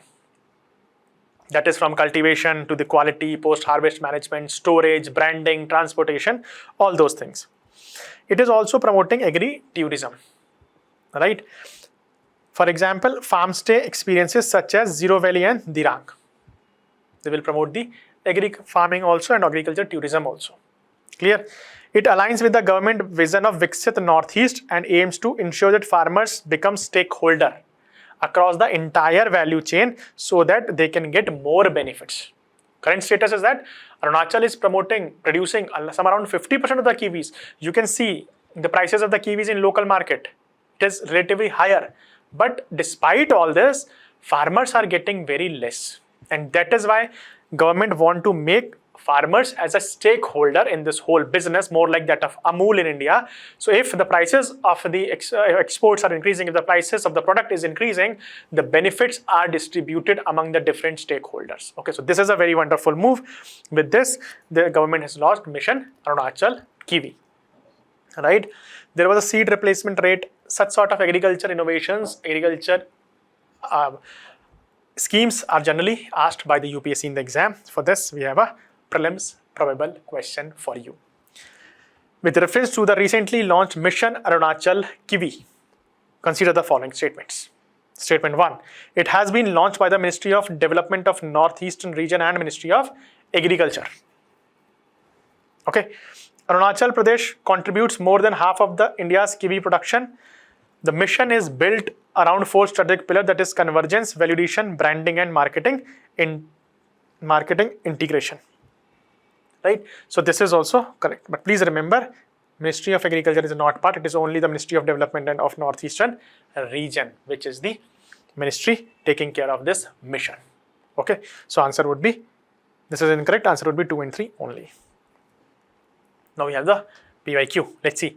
X is the role of National Horticulture Mission in boosting the production, productivity and income of the horticulture farm. How far has it succeeded in increasing the incomes of the farmer? Since it is asking for how far, so first of all you have to mention the data. Okay, but hints you can take. What government can do? Government can go with this approach. The improvisation of the whole value chain from the cultivation till the marketing with respect to the branding, storage and everything. Also, government can promote agri-tourism and make sure that the farmers are the part of stakeholder so that farmers' income can be increased as well. Okay, you can take the direct points from this article and you can try this PYQ also. Even if you are shy of writing PYQs or if you have this fear or inertia of writing the mains PYQ, current affairs PYQs are the easiest thing to start with because you have just read this article. I have just taught this article to you. You just see this question, try writing your answer. You will eventually understand the art of answer writing. These are some latent benefits of current affairs sessions like this. Okay, so let's see the mains practice question. Try this one. Discuss the role of niche horticulture products in promoting agriculture diversification and regional development in Northeast India. Niche product means specialized production. For example, we have kiwi in Arunachal Pradesh. Okay, so if this is niche, that means it is sustainable farming. Clear? Now let's see, discuss the role of, so first of all mention the context, what government is doing with respect to Mission Arunachal Kiwi. 167 crore rupees has been allocated to this. Okay, and what are the features of this mission, right? Then mention how it would help in promoting agriculture diversification, right? What is its role in regional development? For example, income and livelihood excitement, because farmers would be the stakeholder. We have just seen farmers would be the stakeholders. It will promoting the agriculture tourism, right? That is also there. In addition to that, it will also promote high value horticulture because we know the kiwi could be exported to the Middle East, Southeast Asia and also the European markets, right? Climate resilience would be there because it is a niche product. So Arunachal climate is very favorable to these sort of crops. Supports organic farming, which is very much in the demand domestically and globally, and also year-round employment, right? So that is there. Now this thing could be further taken into some other states of the Northeast as a successful project, right? So it will have inputs. You can take the inputs from this and then we can find the niche products in different states of the Northeastern India, and then we can promote such sort of projects so that this Northeast India could be developed as well, right? With respect to the sustainable farming practices, with respect to their ecology, with respect to their culture also. Clear? Now, Q-Safe committee. Q stands for quantum. Very interesting. RBI has constituted an 8-member expert committee for quantum secure and adaptive financial ecosystem, which is known as Q-Safe, to explore and evaluate the potential benefit, risk and challenges associated with the quantum technology in the financial sector. You know, quantum technology is one of the emerging sector, right? So that would be incorporated into the financial sector as well sooner or later. Now, so RBI beforehand want to know what are the benefits that it will bring, but what are the challenges and issues it will bring, and then what should be the steps to be taken so that it would not be hampering us negatively, right? The committee is headed by Professor Anil Prabhakar from IIT Madras, and the FinTech department of the RBI will provide secretariat support to the committee. Clear? The quantum technology represents a major technological shift as compared to the traditional system, as it uses the principle of quantum mechanics such as superposition and entanglement, right? Now, what is this superposition? In quantum computing, superposition means that a qubit can have a multiple probabilities. Okay, for example, you are tossing a coin. So if you see, the coin could be either head or a tail, right? But if the coin is flipping so fast that you can start watching it together, that it has simultaneously, it has head and tail both till the time it is observed clearly. This is superposition. Clear? This is there. Then there is an entanglement. Now entanglement refers to a connection where if you make any changes to one node, it would be reflected to the other node. Okay, that means if you are making change at one place, that change would be replicated to the all other connected nodes, which is possible in the quantum computing. Okay, so these are the few things which quantum computing promises. However, quantum technologies can also introduce significant risk, particularly the potential undermine certain existing cryptographic standards. Now, you should understand what are the cryptographic standards. So, cryptography is a technique through which you try to encapsulate your data so that it is not in the readable form for the person who do not have the authorized access. Okay, so this means with this we just try to lock our data. But with respect to the emergence of quantum technologies, because it is so prominent, it is so strong that maybe the present cryptographic techniques would rendered useless. And with the emergence of quantum technologies, the person may be able to access our data without any authorization using the quantum computing, which bypass the current encrypting standards. Okay, so this is one of the concern with the RBI, right? India has one of the largest digital financial ecosystem, including UPI, Aadhaar, payment, digital, and quantum computing advances globally. Securing financial system against future quantum threats has become critical for maintaining financial stability, cybersecurity, and the credibility in digital transactions. Understand? Because what may happen, okay, today I cannot access your information, suppose, because there is cryptographic patterns over there. But I may save this information for future use. Tomorrow, when I get an access to quantum technology, I will decrypt your data. This could be a possibility. Okay, or it may be happen that banks may not move as fast to the quantum technologies as related to the people who are the hackers who are there want to access your data. So without even everybody knows, they may have access to your data, right? RBI don't want to get this happen.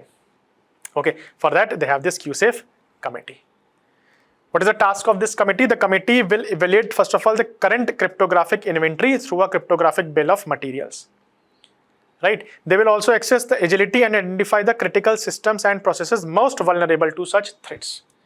They will see the agility, how agile the system is in order to show the resilience if there is attack in the future, or how agile they are to adapt the upcoming technology, the improving emerging technology. Secondly, the committee will also highlight the areas which are most vulnerable to these threats and attacks. Okay, it will undertake a cross-country analysis and assess the adequacy of the existing regulatory frameworks in the safe deployment of the quantum application in the financial sector. It will also evaluate industry's preparedness for the adoption of quantum safe cryptography, including the availability, scalability, and maturity of the vendor tools and solutions. Right? The committee will submit its report in 6 months and will recommend a roadmap and framework to quantum safe Indian financial system, which would be a very interesting thing to read. Okay, we'll see this later on. But as there was a question on Smart India Hackathon 2017 in the prelims examination, try to solve this prelims question directly. QSAFE committee constituted by RBI is related to green financing, digital currency regulation, insurance reforms. It is related to the quantum secure financial systems. Okay, now there is a mains practice question. Quantum computing presents both opportunities and risk of the financial sector. Discuss the need of quantum secure financial ecosystems in India. Okay, so first of all, you can start with the context, because they're asking for the financial ecosystem in India. So you can safely mention with the RBI QSAFE committee. Right? Then you should mention what is the quantum computing and how it could be a game changer. And then we can go for opportunities for the financial sectors. What opportunities quantum computing will be bringing to the financial sectors. But more important, you have to mention the risk and challenges as we have just mentioned. Superimposition, entanglements with respect to the cryptographic standards, and also because India, we have a very high digital transactions every day. Okay, so that is why it becomes critical for maintaining financial stability, cybersecurity, and trust in digital transactions. Right? Then you have to show the way forward. Way forward could be the task of the committee. Right? Now, the next is MOU between Ayush Excel and Spices Board. It's a significant move towards strengthening India's global leadership in traditional wellness and natural products, as an MOU has been signed between Ayush Excel and Spices Boards in India. Right? How it would be helping? First of all, the partnership will promote global cooperation in Ayush products and medicinal spices by focusing on export promotion. You know, Ayush, that is Ayurveda, Unani, Siddha, homeopathy, they promote the use of natural products for wellness. In the same phenomena, there are some spices which are used for their medicinal property. Now, with this, these two will be promoting these spices for order to promote good health and well-being with respect to the Ayush medicines, India and globally. Clear? So that is a win-win situation for both. They will organize, definitely they will organize branding initiatives, traceability framework, scientific validation, participation in the global export and also fairs. Okay. This is expected to create a new opportunities for exporters, farmers, MSMEs, startups, especially the women-led SHGs and stakeholders across the Ayush and spices sectors. Thereby, it will enhance the India's export growth and global visibility in the wellness economy. Spice trade is also very prominent from India. You might have read this in ancient history with the Roman Empire, right? So we are just trying to build on that soft diplomacy. Soft power diplomacy, right? Ayush Excel, let's see what is this. This is an Ayush Export Promotion Council. Is an export promotion body supported by the Ministry of Ayush and the Ministry of Commerce and Industry. Now, the two ministries are associated here because export ke liye you need Ministry of Commerce, right? It was incorporated in 2022, promotes export of Ayush, that is Ayurvedic, Yoga, Naturopathy, Unani Siddha and Sova, Rigpa and Homeopathy, right? One of its initiatives is the Ayush Quality Mark Program, which aims to establish internationally credible quality standards for Ayush products and services. Okay. Now, Spices Board in India, please remember, it says under the Ministry of Commerce and it is a statutory body. Headquartered is in Kochi, Kerala. Clear? Now, let's see. The question was asked based on the T board. Now, if I tell you Ayush Excel Spices Board partnership primarily seeks to promote. So they want to promote Ayush products and medicinal spice export. Okay. But please also remember this fact that Spice Board of India is under the Ministry of Commerce. It is a statutory body and it's headquartered in Kochi, Kerala. Now, mains question, evaluate the potential of wellness economy in advancing India's export, rural development and soft power. Potential of India's wellness economy and advancing India's export, rural development and soft power. So you have to first of all mention the context, then wellness economy and overview. India's strength, right? We have spices, we have a good knowledge of Ayush as well, right? So this is the potential of wellness economy, advancing India's export, promoting rural development, enhancing India's soft power. It will have a multiplier impact on other sectors also, right? So on these grounds, you can try writing this answer. Now, past risk and return verification agency, very, very important things. So what is this?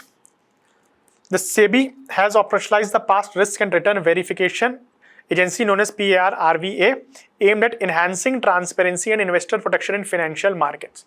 Because what happened recently, there are some cases where there are some finfluencers. Finfluencers means financial influencers over the social media platforms, where they are making false claim with respect to their returns from the stock markets. The past year, maybe 6 months or past 2 years, or maybe in the profit. Okay, but in reality, those claims were fake. They were in the loss, but they are projecting as if they have made millions despite everybody else is getting losses into the stock market due to the vulnerable global uncertainties. Okay, and in this background, they were selling a lot of their, I would say a lot of their products into the market by fooling the customers, which is not a very good practice. In this background, SEBI has operationalized this past risk and return verification agency. Okay, this is a regulatory framework to ensure independent verification of the past performance claims made by the market intermediaries such as investment advisors and research analysts. Okay, now CARE Ratings Limited has been granted recognition as the PAR-RVA. It will bring standardization in performance reporting, curb misleading and mis-selling advertisement, especially by unregulated finfluencers. Okay, I hope you got the idea. What is this and why it is important? Let's see a prelims question. PRRVA has been operationalized by, it is SEBI, right? Security and Exchanges Board in India. Now, India's first mega greenfield shipyard. That Vadinar, Gujarat was a brownfield. This is a greenfield. That means we are starting from the very scratch. A landmark tripartite MOU been signed for the development of the country's first mega greenfield shipyard at Toothukudi in Tamil Nadu. Clear? Now, signed between HD Korea Shipbuilding and Offshore Engineering, that is from South Korea, National Shipbuilding and Heavy Industries Park Tamil Nadu Limited, and the Sagarmala Finance Corporation Limited under the Ministry of Ports, Shipping and Waterways. Okay, the project has been launched under the India Republic of Korea Maritime Cooperation Frameworks known as VAGES. Right? The mega facility will serve as an anchor for the shipbuilding cluster being developed by the Tamil Nadu government, and this would be the first step. Now, what is the background? Background is that India is following Maritime Amrit Kal Vision 2047, which want India to be world's top 5 shipbuilding nations with a targeted output of 4.5 million GT annually by 2047. Okay, this is what is our objective under Maritime Amrit Kal Vision 2047, and this is the one of the milestone in reaching that. Okay, since this launch of this policy package, Indian shipyards have witnessed growing international interest and order inflows. Impact: the partnership under the Voyages framework would bring world-class technology from the South Korea, because they are the leader now into this segment, innovation and green shipbuilding capabilities to India, while strengthening the country's maritime ecosystem, right? It will facilitate specialized training of Indian professionals into the campuses in the South Korea, right? It will also aid Toothukudi to emerge as a major global maritime and industrial hub as India advances towards achieving the goal of Maritime Amrit Kal Vision 2047. Okay, in this proposed shipyard expected to have an annual shipbuilding capacity of 2.5 million gross ton. Okay, making it one of the India's largest maritime infrastructure project. So it will give 2.5. Our objective is to 4.5 by 2047, and that is why it is very, very significant. Clear? Now see a prelims question.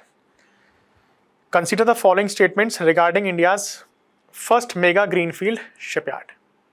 Okay, it is being developed at Toothukudi in Tamil Nadu. This is correct. The project has been launched under the India Republic of Korea Maritime Cooperative Frameworks Voyages. Correct. The proposed shipyard expected to have an annual shipbuilding capacity exceeding 2 billion gross tonnage. So it will have some 2.5, right? So this is a correct statement. Answer would be 1, 2 and 3. Okay. The next is achievement of PM-FME scheme. So this is by the Ministry of Food Processing Industries, shared an achievement of the Pradhan Mantri formalization of micro food processing enterprises scheme, right? So the scheme was conceptualized to address the challenge of unorganized food processing sector in India, right? The unorganized food sector in India comprise some around 25 lakh food processing enterprises which are unregistered and informal. First thing. Now, because first of all, this sector has historically faced constraint, right, with respect to access to credit, because you are informal. Credit is problem. Because there is no credit, you cannot access to modern technology. That is a problem. Because it is informal, you don't have a brand value. So that is a problem. If branding is a problem, recognition is a problem. If it's a recognition problem, you may not be very successful into the market. Okay, so that means these unorganized sector, despite having a lot of potential, they fail to tap the market of economy of scale. Clear this thing? Now, increasing food processing levels have been recognized as critical for reducing wastage, improving farmers' income and realization, and generating employment. This is the importance. But in unorganized sector, this is very difficult to implement. And that is why this scheme was launched. Clear? Now, the ministry is coming by showing its success stories. Right? So, scheme detail, if I tell you, It was a centrally sponsored scheme launched in 2020 under Ministry of FPI as part of the Atmanirbhar Bharat Abhiyan. Outlay was 10,000 crore and it was implemented from 2020 to 2025, but it was extended till September 2026. Okay, so that means September 2026 is a sunshine clause for this. Okay, PM FME scheme was specifically designed to bridge the gaps by addressing the challenges faced by micro enterprises while utilizing the potential of cooperatives to drive upgradation with respect to the access to capital, with respect to the capital organization, access to modern technologies, packaging, branding and market access. Okay, so what were the key components of the scheme? Credit linked subsidy, some 35% subsidy for individual micro food processing, maximum to 10 lakh. Okay, and also 35 credit link subsidy for farmer producers organization or farmer producers company, a self-help group, etc. For them it was 35% as well.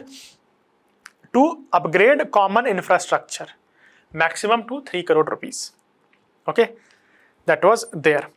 There's also the seed capital of rupees 40,000 per self-help group member engaged in food processing for working capital and the purchase of small tools. That was also given. Capacity building, branding and marketing, and support for like one district, one product schemes where these products were branded and they were sent to the market also. What are the achievements? A total of 1,96,270 individuals were the beneficiaries of this scheme. Okay, out of them 40% were the women entrepreneurs. Clear? A total of 1,164 micro enterprises have directly benefited from branding and marketing assistance. Formalization of micro food processing registration and adopting improved food safety, quality and packaging standards were promoted by this scheme. Alright, let's see a PYQ. So PYQs was asked on the sovereign gold bond scheme and gold monetization scheme. So they may ask a question on achievement of the PM FME scheme as well. Let's see the prelims question with reference to the PM formalization of micro food processing enterprises. Consider the following statements. It was launched under the Atmanirbhar Bharat Abhiyan, that is correct. Provides credit linked subsidy support to the individual micro food processing units, this is correct. The scheme exclusively target FPO, this is not exclusive, though it is promoted to promote self-help group FPOs, but it is also available for the individual macro food processing enterprise also, which is mentioned in the article itself. This is an incorrect statement, answer would be 1 and 2 only, right? Now let's see, elaborate the policy taken by the government of India to meet the challenges of food processing sector. I hope now you are getting a hint how to incorporate this current affairs into your notes for validation. Many of you have made notes on the PYQs, but now just keep adding the recent schemes which are in news so that your answer is better than the others. Challenges of food processing sectors, you can mention the key components of this scheme to done away with the challenges of food processing sectors. These are the sectors challenges that we have mentioned. First of all, mention these challenges: access to credit, modern technologies, branding, packaging, quality and standards of organized market linkages. Then mention how this components of the scheme and what are the achievements. So you can give it as a validation point with reference to other schemes also. All right. Now let's see the mains discussion question. Discuss how the PM-FME scheme contributes to the formalization, validation and employment generation in the India's food processing sectors. Okay. So here you have to first of all mention the key components, that it is giving credit linked subsidies to the individual also and to the self-help group FPOs also. It is also giving the seed capital. Okay. And also then capacity building, branding and marketing, supports ODOP brands, trademark registration, product standardization, packaging, materials. With this, government contributes to formalization, validation and employment regenerations in this country. To substantiate your point, you can mention the achievements. That some around 40% of women beneficiaries were the women, and some around 1.97 lakh were the beneficiaries. Okay, some 1,164 micro food enterprises got into this formalization. With this, they got the standardization, branding, marketing and product for their employment generation. Okay, so you can write this answer Here also you can take objectives and the key commitments, achievement at a glance, and then formalization of the sector, validation, employment generation.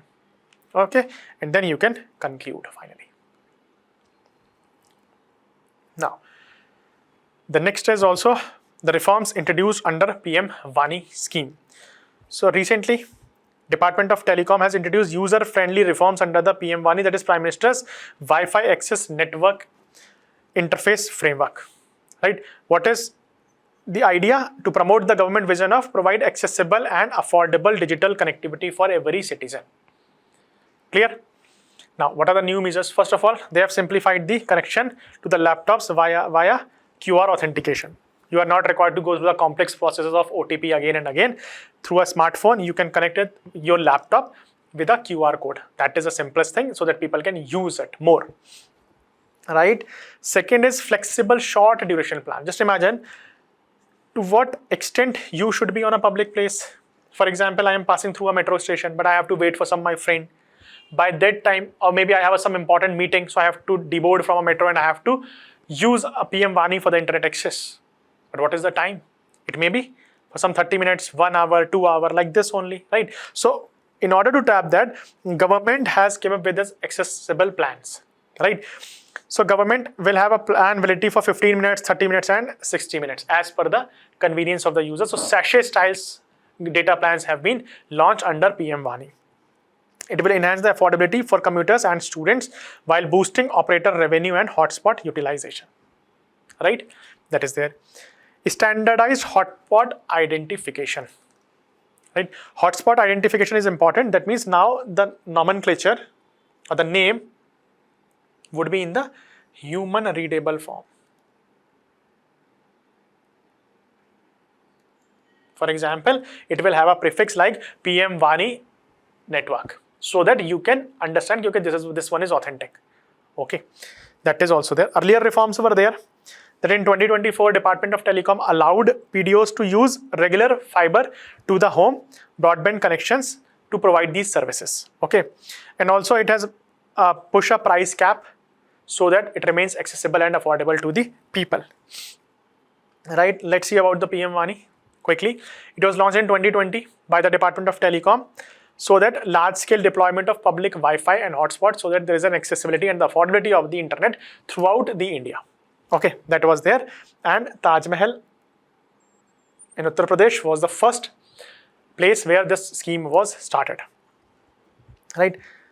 Okay, components. You have a public data offices which establish and operate Wi-Fi hotspot and provide internet access to the people. It may be any shopkeeper. It is not required to go and get registered with the telecom authority, right? Then you have the public data office aggregators. They will manage authorization, accounting and related services.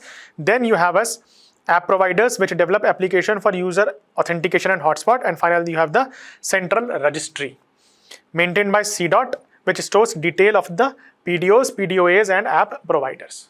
Okay, so this is how PM Vani is working in the country.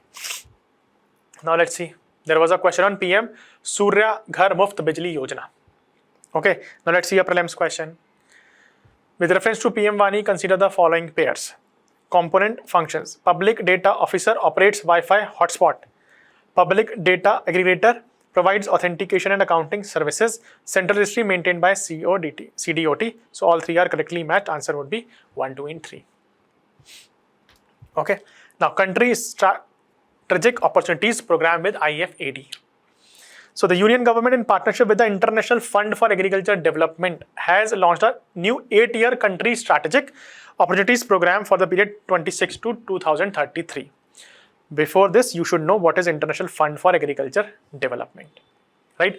So it was established in 1977, a global food crisis, in response to a global food crisis, a specialized UN agency, okay, which helps in eradicating poverty, especially into the developing country.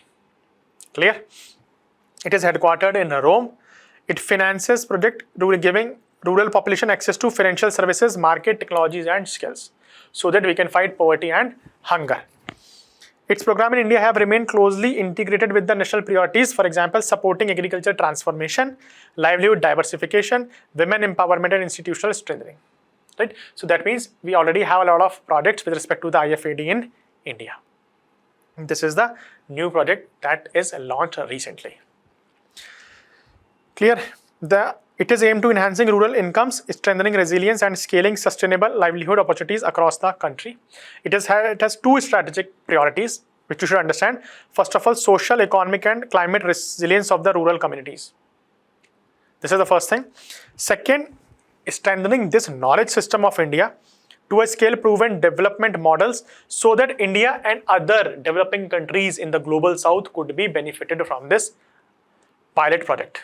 Okay, so these are the two strategic priorities of this sector. First, they will improve in India, they will get it to the scale level, and then this would be shared as a best practices with other developing countries in the global south. And India is a natural leader of global south, right? So it will place strong emphasis on strengthening grassroots institutions such as self-help group, FPOs, and cooperatives, which serves as a key platform connecting finance, technology, infrastructure, and markets. Okay, so they will try to tap on FPOs, SHGs, and other things organized, right? It aims to position India as a knowledge leader in a rural development, facilitating the sharing of this knowledge, such as inclusive rural finance, cooperative governance, digital agriculture services, and climate resilient value chains with the partner countries of the global south, for example, Africa, Southeast Asia, and Latin America. Okay, so in this background, this is important not just for India, but also globally. Now let's see this question. Consider the following statements regarding the International Fund for Agriculture Development. It is a specialized agency of United Nations. This is correct. It is headquartered in Geneva. No, it is headquartered in Rome. So this is an incorrect statement. It primarily focuses on financing rural development and poverty reduction. This is correct. Answer would be 1 and 3 only. Okay. A scheme to boost coal gasification. So Union Cabinet has approved a scheme for promotion of surface coal lignite gasification project, very ambitious project. The scheme is a major step towards accelerating India's coal lignite gasification program and advancing the national target of gasifying 100 million tons of coal by 2030. Okay, so government has also extended coal linkage tenure up to 30 years under the production of syngas, leading to the coal gasification subsectors, because if you have the security, then people will invest more into the business. Okay, so this provides long-term policy certainty for investment in coal gasification projects, as I just mentioned. Let's see the key features of the scheme. The total financial outlay is some 37,500 crores to incentivize new surface coal projects, right? Then financial incentive of any single project capped at 5,000 crore for any single product, except synthetic natural gas and urea capped at 9,000 crores, and any single entity capped some 12,000 crores for across all products. So there is subsidy also. The scheme is technology agnostic and adoption of indigenous technologies is encouraged. Okay, a strategic and economic benefit is it is expected that scheme will lead to investment mobilization of some 3 lakh crores. Okay, revenue generation of some 6,300 crores annually for the government, and also strengthen India's domestic surface coal gasification capabilities. It will strengthen the country's energy security and reduce dependence on the import of the energy, especially in this time of global uncertainty. It is projected to create some around 50,000 jobs across 25 projects in coal-bearing regions of the country. Okay, so scheme is very ambitious. It has strategic and economic benefits also. Let's see the background, what are the things which led to this scheme to boost coal gasification in India. So India holds one of the world's largest coal reserves, some around 401 billion tons, and lignite some reserves 47 billion tons, right? Gasification converts coal into synthesis gas, that is called syngas, a versatile feedstock for producing fuels, and chemically domestically enables India to substitute high value imports and insulate itself from the global supply disruption and price volatility. For example, you can see the closure of Strait of Hormuz, right? And because if India has these substitutes, then India's import bill will be reduced as well. With respect to products such as LNG, urea, ammonium nitrate, ammonia, coking coal, methanol, DME, others stood approximately some 3 lakh crores in financial year 2025. This is a vulnerability further exposed by the ongoing geopolitical situations in West Asia. Okay, that is why this coal gasification scheme become more ambitious to secure India's financial stability, energy security, and also to reduce the import bill. Right? On this, let's see this prelims practice question. Consider the following statements regarding coal gasification. Coal gasification converts coal into synthesis gas or syngas. This is the correct statement. Syngas can be used as a feedstock for producing fuels and chemicals, right? So it was used, substitute products for LPG, urea and all those things. Coal gasification can help reduce dependence on import of the products such as methanol and ammonia. This is also correct. Answer would be 1, 2 and 3. Now, there was a PYQ. Describe the benefits of deriving electric energy from sunlight in contrast to the conventional energy generation. What are the initiatives offered by our government in this purpose? Right? So energy transformation, you know, it is a very significant topic in India today. So we have a mains practice question for you. Coal gasification is increasingly being viewed as a strategic energy transition pathway for India. Discuss its economic and energy security implications.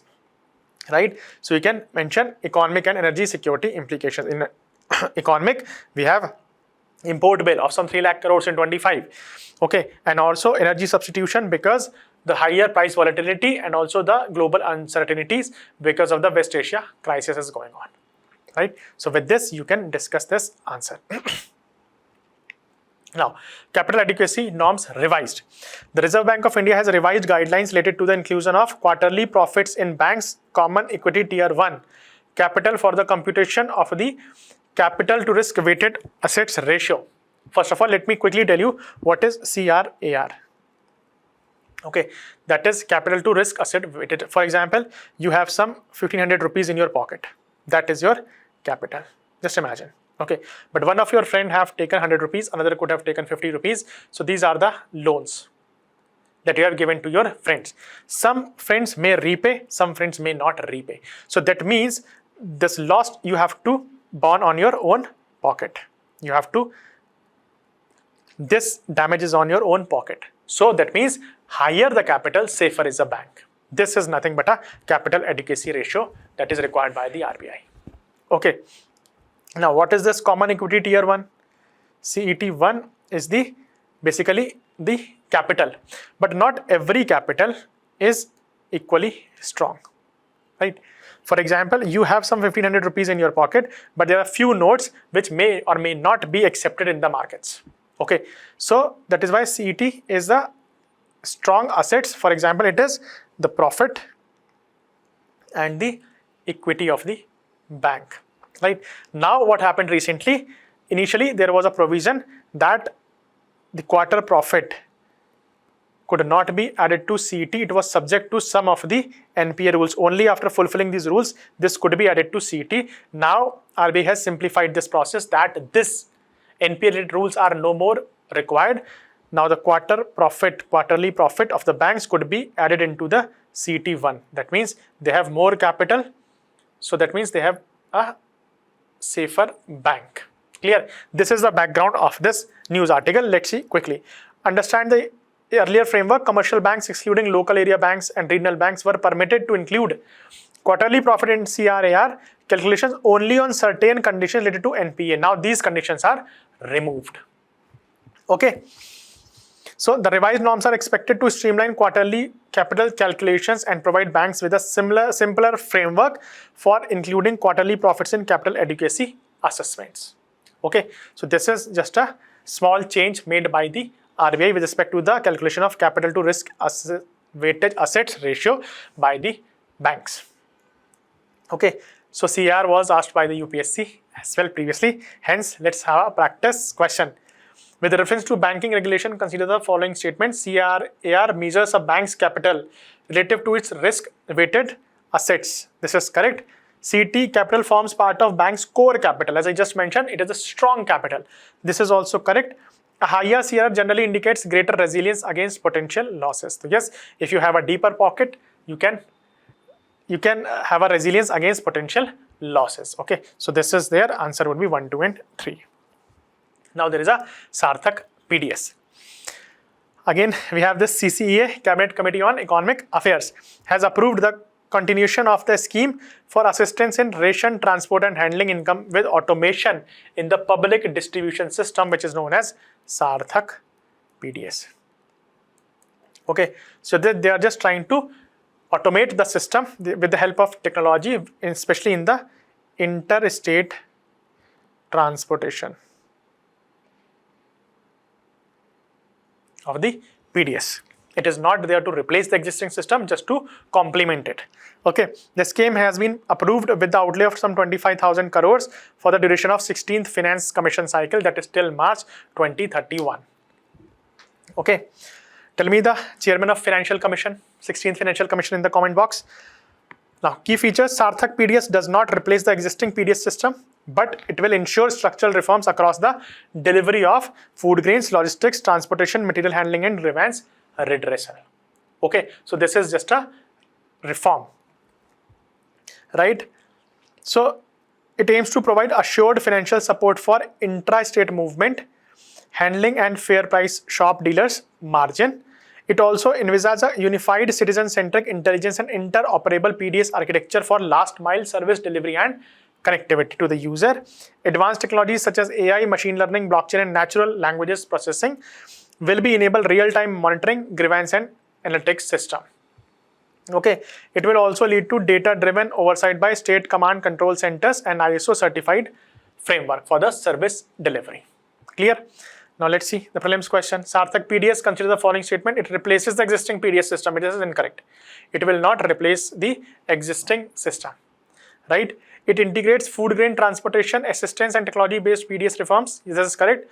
Aims to promote real-time monitoring and reduces leakages in the food distribution system. This is also correct. So answer would be 2 and 3 only. Right? Then we have the SHEMART.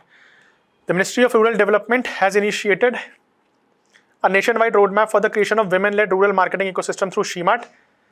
Right? This is to promote the women empowerment with respect to the self-help group and their product into the market to achieve economies. Okay, for example, community-owned retail outlets, direct market access, economic growth, permanent infrastructure and empowerment of the women. These are the outcomes of this SHEMART scheme. Eligibility: women entrepreneurs, self-help group members, rural micro enterprises, women-led cooperatives, agriculture and allied sectors, and also the first-timers entrepreneurs are also eligible beneficiaries of this scheme. However, let's quickly see a difference between Lakpati Didi scheme and SHEMART scheme. Primary goal of the Lakpati is to income generation. Here it is enterprise creation and market access. Okay, focus on skill, micro enterprise training credit in the Lakpati Didi scheme. Here you have permanent retail presence and the marketing. Okay, early stabilized livelihood, business expansion, scaling. Household level ka scale, there is a retail ecosystem, a cluster level development government wants to promote through the SHEMART. Economic role, self-help groups, here also ownership through SHG Federation. Clear? So let's see a prelims question. SHEMART, recently seen in the news, primarily aims to promote women-led agriculture exports, create women-led rural marketing ecosystem through community-owned retail platform is the most suitable option given here. Right? Now let's see. Mains question: evaluate the role of SHEMART in promoting women-led entrepreneurship and strengthening rural value chains in India. SHEMART, so you have to mention the role of SHEMART. So they will promote community owner retail outlets, digital market access, economic growth, permanent infrastructure and empowerment of the women. And also they will give a helping hand to first-time entrepreneurs, agriculture and allied sectors, women entrepreneurs and self-help members, right? So that is how they will rural value chains, because with this they will have a cluster-based approach of the SHGs and will promote value chains in India, especially in the rural sectors. Okay. Next we have an ILO complaint by tea workers. Now, tea plantation workers in West Bengal have raised issues of labor right violations to the International Labour Organization by invoking Article 24 of the ILO Constitution. Now, this is something significant. You should know what is Article 24. It enables industrial associations of employers or workers to file a representation against any member state that has failed to secure the effective implementation of a ratified ILO convention within its jurisdiction. Okay. Remember that individual citizens or a private person cannot directly invoke this provision.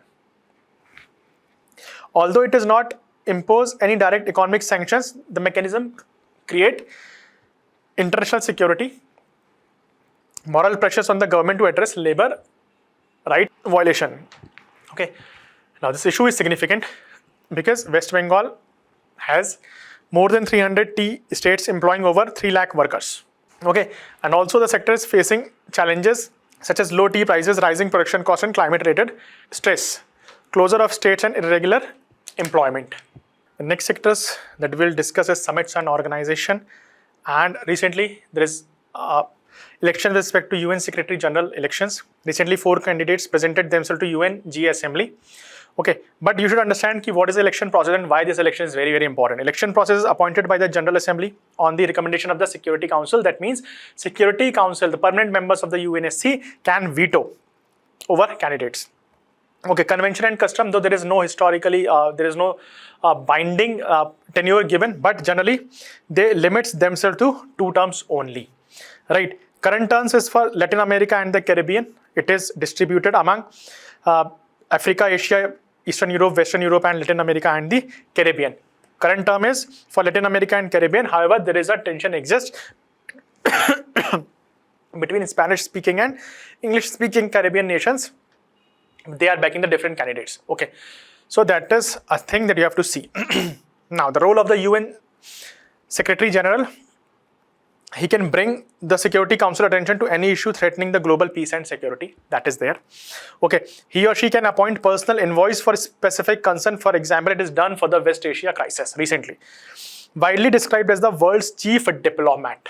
Okay, that means he speaks as the world's concise on issues from arms race to climate change to inequality. Okay. However, why this is very, very important? Because this time UN is going through existential crisis.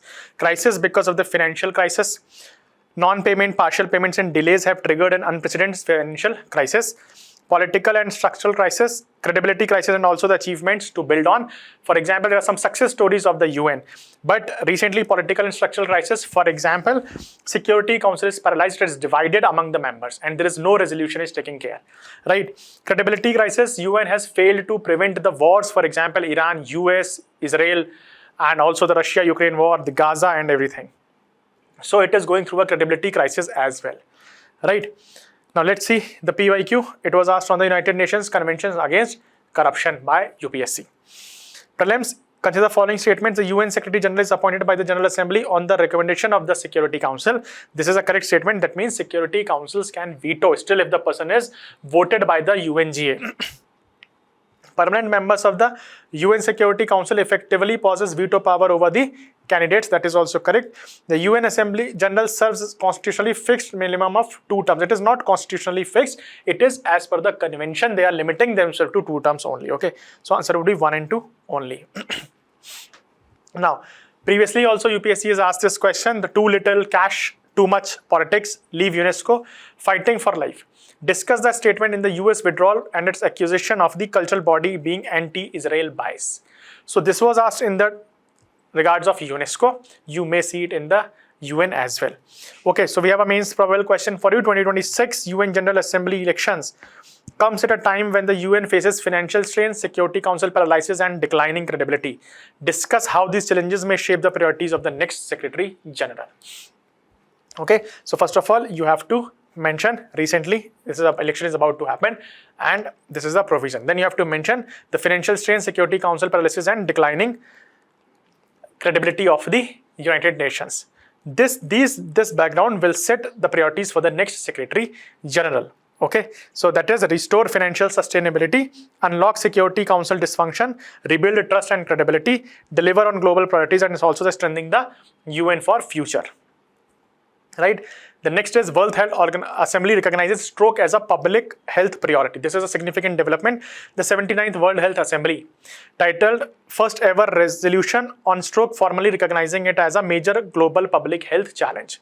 All right. What are the key features of this resolution? First of all, prevention at a population level, control of hypertension, diabetes, obesity, because these are the major causes of stroke. Tobacco cessation, alcohol reduction, healthy diet promotion, physical activity, and reduction of air pollution is also mentioned. Acute care and emergency readiness, strengthen emergency care system, define stroke ready facilities with minimum standards, and scale up the facilities that are there to prevention and cure of the stroke as a public health priority, right? Also, there will be rehabilitation, expand multidisciplinary stroke units and rehabilitation centers. Okay, promote health system and data. For example, develop national stroke registries, integrate stroke within the national cardiovascular neurological strategies and universal health coverage. Also promote digital health, for example, telemedicine, telepathy. All right, essential medicines and supply chains should be ensured. WHO technical guidance, supporting member states in building equitable, context-specific stroke prevention, treatment, and rehabilitation systems. This is the steps taken by WHO. Now let's see what is World Health Assembly. It is a supreme decision-making body of World Health Organization attended by delegation of all 194 members of the WHO. Right? It is held annually in Geneva, Switzerland. What is a stroke? Stroke is a medical emergency occurred when blood flow to the brain is interrupted due to blockage. Right? An interruption caused brain cells death and it may lead to permanent disability or maybe death in some cases. What is the stroke burden in India? This is something very concerning. First of all, India records some around 18 to 42% of monthly cases fatality. 18 to 42%. And also, the 1 in 7 stroke patients in India is below 45 years. That means the youth population is also struggling with that of stroke. Only 20% of the patients can reach hospital in time.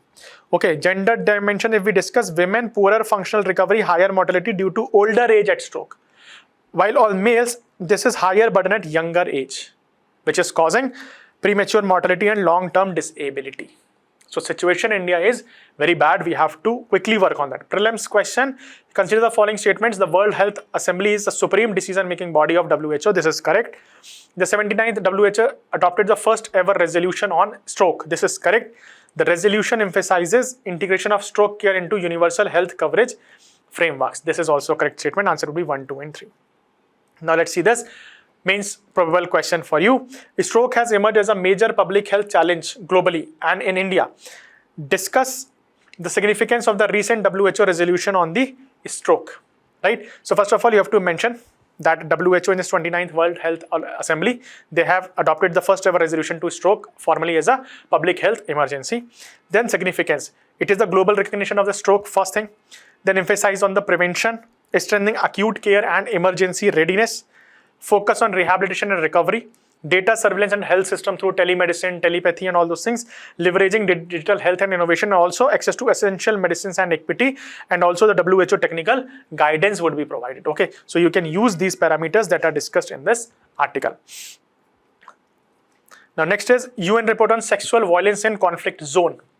So United Nations 2025 annual report on the conflict region sexual violence has for the first time included the forces of Israel and Russia on its blacklist. Okay, so Hamas continues to be in the list for alleged sexual violence linked to the October 7, 2023 attacks on Israel. Okay, now Israel, the report makes the first time Israel has been included in the UN blacklist for conflict-related sexual violence. For Russia, allegations relate to sexual violence against prisoners of war and civilian detainees during the Ukraine conflict. Okay, so these two countries are now into this blacklist. About this report, the UN report on sexual violence in conflict is an annual assessment prepared by UN Secretary General and presented to the UN Security Council. It is as a list of shame. We are naming state armed forces, militias and other groups credibly suspected committing enabling conflict-related issues with respect to sexual violence. Okay, so the entry is that we have Ukraine and Russia for the very first time into this list of shame. Alright, now UN Security Council Resolution 1820 2008 primarily deals with, so it deals with the sexual violence as a tactic war of affair. Right, here we have mentioned Council Resolution 1820 2008. Right, now another thing is that India-Africa Forum Summit is postponed. Ministry of External Affairs and the African Union jointly announced the postponement of the 4th India-Africa Forum Summit, originally scheduled for May 28 to 31 in 2006, New Delhi. Why?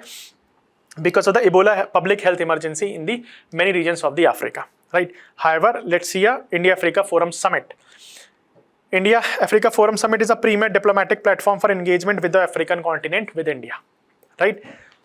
The summits are jointly organized by India and the African Union and bring together head of states, government of officials, institutional representatives across Africa and India to set the agenda for bilateral and multilateral cooperation. So this is a very significant platform, but there is one issue, that India-Africa partnership needs a structured partnership. Why so? Recently, Africa gains global partnerships. Okay, for example, the EU and Japan held Africa summits in 2025. South Korea convened ministerial consultations. Germany hosted discussion on the Sudan crisis. France is advancing its own Africa outreach, and also China is there. Okay, so now India has to catch the bus. Now India retains significant goodwill on the continent, but the challenge is how to convert this historical affinity into sustained, structured, and visible engagement. Right? And the problem with India is that commitment versus delivery issue. For one of the persistent weakness of India-Africa framework has been the gap between what is announced and what is actually delivered significantly. Right? So many broader initiatives, for example, Regional Business Forum, collaboration in agriculture, renewable energy, climate finance, many things have been discussed but have not sufficiently institutionalized. This is the problem. In absence of a robust inter-summit mechanism, engagement defaults to the bilateral interactions only. Right? So without consistent engagement, India risks being perceived as an episodic partner rather than a strategic and reliable partner. Right? So what India should do if these are the challenges? So first of all, reinstate the three-tier Africa framework. What is that? India's earlier framework, first of all, regional, Pan-African levels remain conceptually sound. Bilateral, regional, and then Pan-African. So make sure that we are not just relying on Pan-Africa. You should promote bilateral also, then regional also, and then Pan-African also. Institutionalize engagement with the African Union Commission. Promote 1.5 track diplomacy. Establish a mid-cycle review mechanism. Okay, so addressing the Ugandan Parliament, Prime Minister Modi articulated that the cornerstone of India-Africa policy is the African priorities will guide the India's engagement. We have to now put it into practice. Okay, so here is the PYQ. With the last few decades worth of Asia's growth story, the next few are expected to be that of Africa. In the light of this statement, examine India's influence in Africa in the recent years. Right? India enjoys considerable goodwill in Africa, yet its engagement often lacks institutional depth. So you have to mention the issue with respect to the commitment and delivery. We have the goodwill factor, for example, historical ties, development partnerships, people-to-people connect, voice of the global south, demand-driven cooperation, cricket diplomacy. However, there are some limitations. Limitations such as weak institutionalization, summit-level gaps, over-reliance on bilateralism, competing global partners, and lack of mid-course review and feedback. Okay, so you can discuss these things to write the answer. The next is Indian Ocean Dialogue. The Indian Ocean Dialogue, a track 1.5 conference for officials, academics, and experts, was co-hosted by Indian Ocean Rim Association and India Ministry of External Affairs. Right? Now, while Indian Ocean Rim Association Charter has explicitly mentioned that there will be no discussion on the bilateral relations. However, the West Asia crisis and the war has generated challenges that are impossible to ignore. Why so? First of all, Iranian sinking. US has sunk the Iranian ship into the Indian Ocean. Right. Second, Iran has launched missiles on the Chagos Island of the Mauritius, Diego Garcia base of the US. Right. So both of them are in the Indian Ocean. Hence, this was discussed. However, let's see about Indian Ocean Rim Association. It's a 23-member intergovernmental organization formed in 1997, and now we have some 30 years in 2027 next year. It would be 30 years. There are 8 priority areas. You please remember that women economic empowerment is also one of the priority areas of Indian Ocean Rim Association. It is not just limited to security only, right? India holds the chair of IORA for 25 to 27 terms. Its membership, it has members from the coast of Indian Ocean and also some 12 dialogue partners: China, Egypt, EU, Germany, Italy, Japan, Russia, Saudi Arabia, South Korea, Turkey, UK, and USA. Right? India's strategic interest in Indian Ocean Rim Association. First of all, Mahasagar Maritime Policy of India. Right. Second is Indo-Pacific strategy that provides non-contentious multilateral platform that is open and inclusive Indo-Pacific. Right. And then the Pakistan factor. Unlike SAARC, SCO, Pakistan was never admitted into Indian Ocean Rim Association. Right. It has applied. It has applied in some 2000s, but it was declined because it is not ready to give India MFN status, which is violation of sovereign equality. That means equal treatment of all the members. Clear? That is why Pakistan is never a part of IORA. On this background, let's solve this prelims question. With reference to the Indian Ocean Rim Association, consider the following statement. It was established in 1997. It holds the chairmanship of IORA for a period of 25-27, India. Right, so this is correct. This is correct. Pakistan is a member of IORA. Pakistan is not a member. It has never been a member of IORA. Right. The pre-IQ C is an important component of the cosmos. See, discuss in the light of the above statement the role of IMO in protecting environment and enhancing maritime safety and security. That was asked by the UPSC. On these lines, you have a mains practice question. Discuss the importance of IORA in advancing India's maritime interest and Indo-Pacific strategy. Right. So here you have to mention about IORA and strategic importance of IORA for India. That is Mahasagar Doctrine, central to India's maritime neighborhood. Supports Mahasagar vision, strengthen Indo-Pacific strategy, enhance maritime security, boost trades, investment and connectivity, promotes blue economy and sustainable development. However, there are some challenges, that is limited institutional capacity, right? Non-binding nature of the commitment, slow implementation. Okay, now move to the next, that is BRICS Foreign Ministers Meeting 2026. The BRICS Foreign Minister Meetings is held in Bharat Mandapam, New Delhi under India's BRICS chairmanship for 2026. So who is the chairman for 2026 BRICS? It is India. Okay, the meeting was attended by the foreign ministers of Brazil, Russia, China, South Africa, Egypt, Ethiopia, Iran, UAE and Indonesia, among others.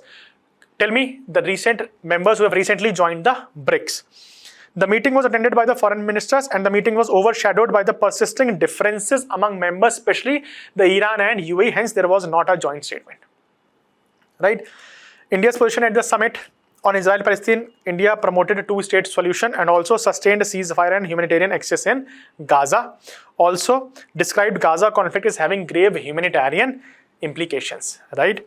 On maritime energy security, it is called for end the risk to maritime traffics and disruptions of energy infrastructure in the Gulf, especially in the background of US-Iran war. Emphasize that safe and unimpeded maritime flows through the Strait of Hormuz and Red Sea remains vital for global economic security. These are the India's position. On regional conflict, it emphasized the coordinated diplomatic efforts and dialogue and diplomacy as the primary tools for conflict resolution, which is India's strategy. On unilateral coercive measure, in the reference for the US actions against multiple UN members, flagged the increasing tendency towards unilateral coercive measures and sanctions as inconsistent to the international law. Okay, so this is the stand taken by India in the BRICS Foreign Ministers Meeting 2026. Right, previously there was a question on BRICS. Let's see a prelims probable question. Consider the following statement. India held the BRICS chairmanship in 2026. The BRICS Foreign Ministers Meeting failed to adopt a joint statement because of Iran-UAE differences. Right? India reiterated support for two-state solutions for the Israel-Palestine conflict. These three are correct. Answer would be 1, 2 and 3. Okay. Then also you have a BRICS Supreme Audit Institutions. This is a second meeting under the India chairmanship. The summit was convened by the CAG of India, K. Sanjay Murthy, and attended by heads of delegates of the SAI from BRICS member countries. It was held in Bengaluru, India. Okay. So it is known as the Bengaluru Declaration, which promoted for transparent public auditing, greater use of technology in the audit processes, strengthen and accountability in the public expenditure, and improved urban governance and sustainability. Right? There is no conflict over here, and this summit finalized and adopted the BRICS SAI plan for 27-28. Clear? This plan also provides a framework for joint audits among member nations, knowledge sharing, and also exchange of best practices in the public sector auditing. Clear? This background, let's see this question. The BRICS Foreign Ministers Meeting 26 highlighted growing geopolitical divisions within emerging powers. Examine the challenges posed by the regional conflicts and competing strategic interests, the BRICS cohesion. Right? So let's see. First of all, you have to mention that BRICS Foreign Ministers Summit has recently happened in New Delhi. However, you have to mention regional conflicts and divergent interests, competing strategic interest, right? Israel-Palestine conflict, Iran-UAE tensions, and also other regional conflicts like divergence on situations in Libya, Sudan, Syria, and Lebanon show varied threat among the members, right? Geopolitical alignments, competing strategic advantage, US, UAE, and Iran, differing views on global orders, economic and energy interest, approach of coercive measures, for example, unilateral sanctions. Okay, so it has some implications, for example, weakening BRICS' ability to act as a cohesive voice for the global south, because now divided BRICS is not that strong. Clear? Okay, next is that we'll be discussing defense and security.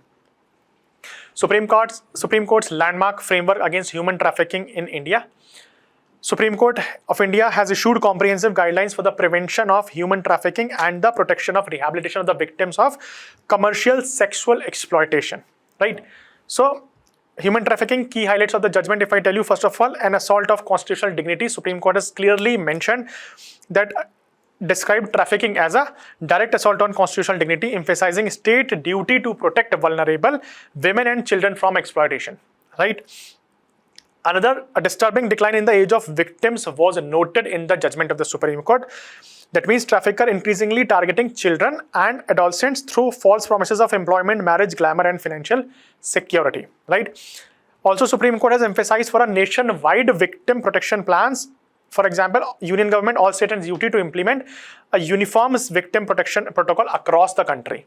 Okay, standardized protocols for rescue, victim identification, rehabilitation, and reintegration back into the society, and also the strong coordination among the different law enforcement agencies. Okay, critical distinction, trafficking versus voluntary sex work has been mentioned by the Supreme Court also.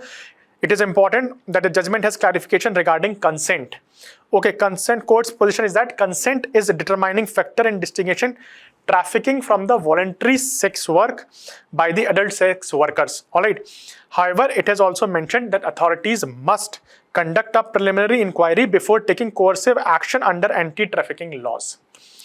Rescue operations should not automatically presume trafficking merely because an individual is engaged into this sex works. Okay, so on this, Supreme Court has come up with a clarity.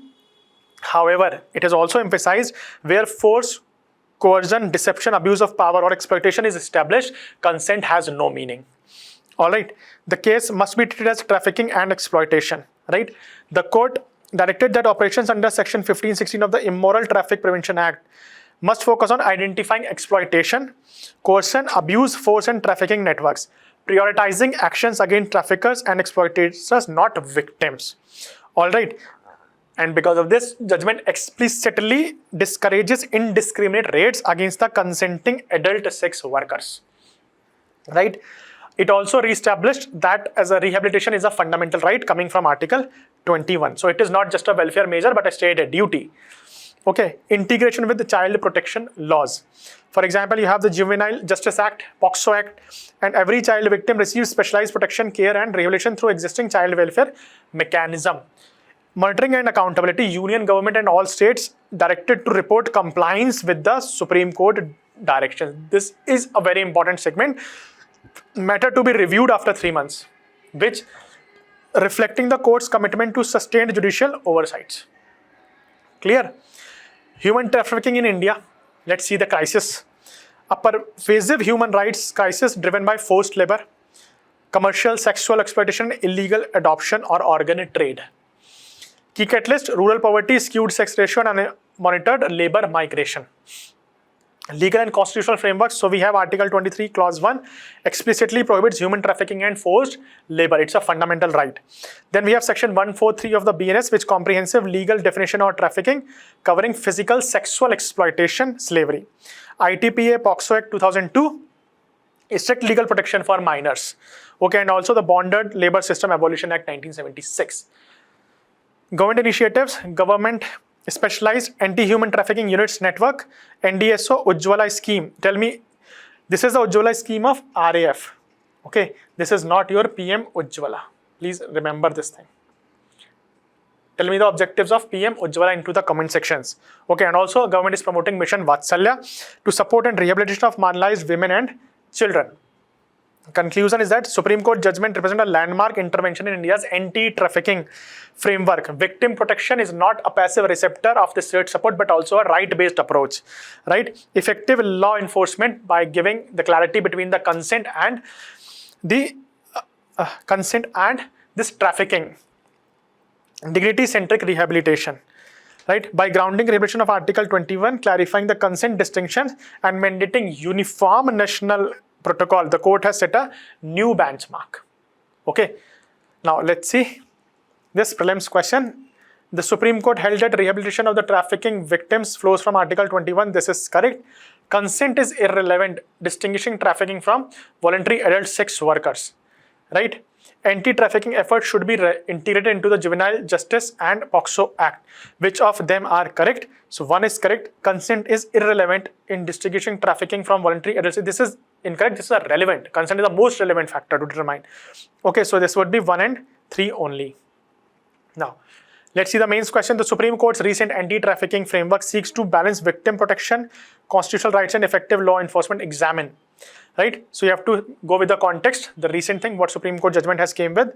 Key pillars of the Supreme Court framework, that is constitutional dignity, nationwide victim protection plan, consent and rehabilitation as a fundamental right, and then balancing the 3 core objectives. Okay, on this background, you can mention this.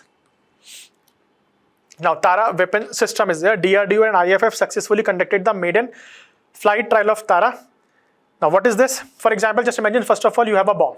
Right? You are throwing a bomb. If you're throwing a bomb, the bomb will be throwing at some aim through with the response of gravity.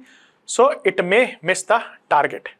Now Tara is a method which is India's modular range extension kit, India's first glide weapon system. So it will have a tool with which the bomb will glide and there will higher chances to hit the aim.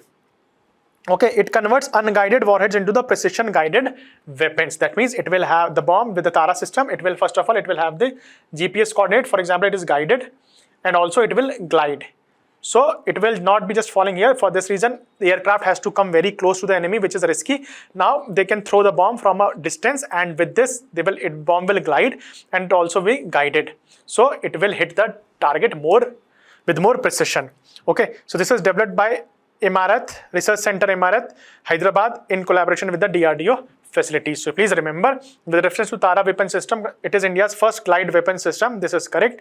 It converts unguided warheads into precision guided weapons. That means India has not built the entire chain of the new missiles, which could be a very highly capital intensive. What they have done, they already have a missile. They just added the Tara system, which is now giving it wings and also giving it the GPS so that it could be guided. Okay, it has been developed by the Research Emirat under DRDO. This is all correct. Answer would be 1, 2, and 3. Next is India's chopper launched naval missile salvo test. So what is this? Please understand this also. India has developed naval anti-ship missile short range from a helicopter off the coast of Odisha. Right. So first of all, there were 2 missiles fired into a quick succession. Right. Currently, Indian Navy is using Sea Eagle missiles, which are British in origin, but now they are outdated. Right, because of they weight some around 500 kgs, and the helicopter that is taking them is Sea King 42B, because they are some 580 kgs, it limiting the carrying capacity of the helicopter. Okay, that is why it is more or less outdated. Now India has came up with its own, it is advanced capabilities, 2 defining features. One is man in the loop guidance, that is human operator can modify the missile's trajectory. This Sea Eagle missile was a fire and forget missile. Okay, that means once it is launched, you cannot change the trajectory. But now the updated version is man in the loop, means even when it is shot, for example, you have shot just to tank A, you are saying no, forget tank A, now hit B. So it will change the path accordingly. Right, that is their waterline hit capability. It is a hit where causes severe damage, rapid flooding, and potential sinking. Okay, so this is really, really important. It's a major leap in India's naval strike capability, combining precision, survivability, and multi-target engagement. So these 2 are very, very comprehensive, very important development in the Indian defense and security measures. Okay, so it is just 380 kgs. This was 580 kgs. You can imagine. Okay, now let's see the reference of the naval anti-ship short-range missile. Unlike conventional fire and forget missile, it allows human interventions to modify the missile trajectory after launch. This is correct. Right, it designed target structurally vulnerable operations of enemy ship near the waterline. It was developed primarily to replace the BrahMos missile system. This is incorrect. Okay, so answer would be 1 and 2 only. Now next is Operation Recital. Narcotics Control Bureau of India has successfully dismantled an international drug trafficking network under Operation Recital. So you please remember, Recital is related to what? It is against the fight against the narcotics, leading to India's first ever seizure of Captagon, a psychotropic drug widely abused in the Middle East. Right? So Captagon is a synthetic psychotropic drug consisting of substances such as phenethylene and amphetamine, both regulated under India's NDPS Act. Right? This shows the India's zero tolerance policies against drugs. Okay. So previously also these operations were asked by the UPSC. You can please remember Operation Recital recently in the news is associated with, it is with the crackdown on international narcotics trafficking. Okay, so answer would be C. Now, CBI launches AI help bot Abhay. What is this basically? CBI has came up with a AI chatbot where the person can check the authenticity of the CBI summon, especially in the background of cyber crime. Okay, and this is digital arrest. So now CBI has came up with this thing called AI helpbot Abhay, where a person can check the validity of the CBI summon. And CBI has also clarified that digital arrest has no legal validity under Indian law. So please be aware of these things, and also let your family and friends have the awareness that digital arrest is not accepted in India under any Indian law. Okay, so there's nothing to be fear of. Right? Understand, the AI helpbot Abhay has been launched primarily to track cyber terrorists, verify authenticity of the CBI notices, and combat digital arrest scams. Okay, so answer would be B. Now, India-Algeria hold first joint defense commission meet. This is the first joint defense commission meeting in New Delhi. They have signed a rule of procedure for implementing India-Algeria defense cooperation. Okay, this defense has accelerated since the signing of defense MOU in 2024. Major details will be coming. We'll see it later on. Let's move to the next. DRDO's new drone launched precision guided missile. DRDO successfully completed the final development of the trials of UAV launch precision guided missile ULP-GM V3. This is B1. Just imagine it is a basic standard smartphone. Okay, basic free fall precision mode. For example, if the plane has dropped this bomb, it will influence under the gravity and it will fall. Okay, that is the basic smartphone. Just think in the terms of smartphones. Right, V2 added propulsion, longer range and mid-course target update capability. That means it has propulsion engine, longer range, and also mid-course target update. You can change the target also. Some advanced feature phone, right? V3, it is air to ground also. Okay, air to ground also. It can hit, for example, it is shot from a UAV to an army tank or maybe a moving vehicle. All right, air to air capability, for example, friendly drone hitting the enemy drone. So this is advanced seekers, multiple warhead position, all weather day and night combat. It can all weather and day and night also. So it is more like a flagship phone. V1, V2 and V3 are different versions. What is there? It has a guidance system that is fitted with a dual channel seeker advanced guidance system using multiple sensors to accurately track both and ground and aerial targets. Right? So it have multiple sensors from it is getting the information to be more precise to hit the target.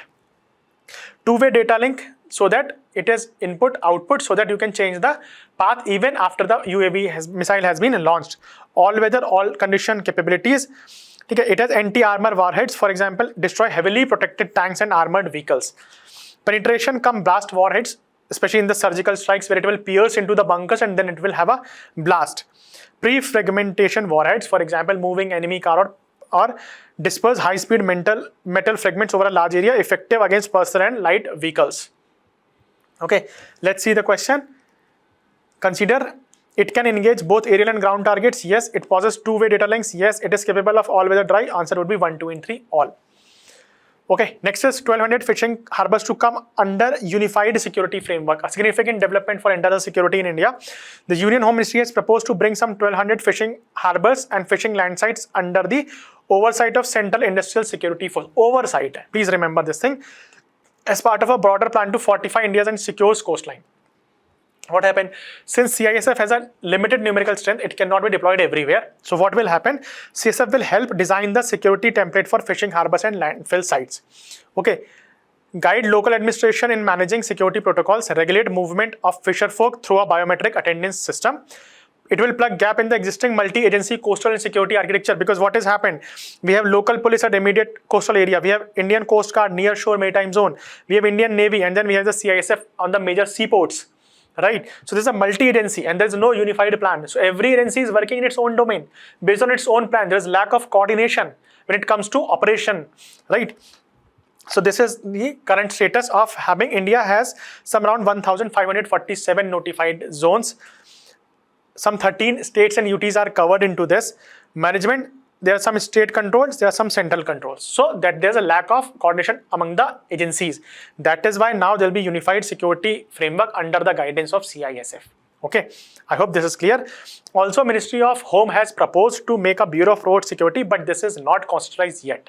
Okay, so by the time it will be constitutionalized, we'll see, but till now, this is a unified plan under the CISF guidance. Let's see the prelims question.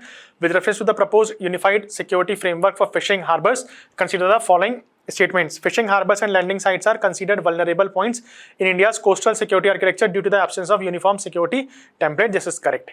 Under the framework, CISF will primarily provide advisory and standard setting support rather than deploy personnel at every fishing corner, because that is beyond the numerical strength of CISF. Okay, so this is correct. The proposed Bureau of Support Security is envisaged to the apex body.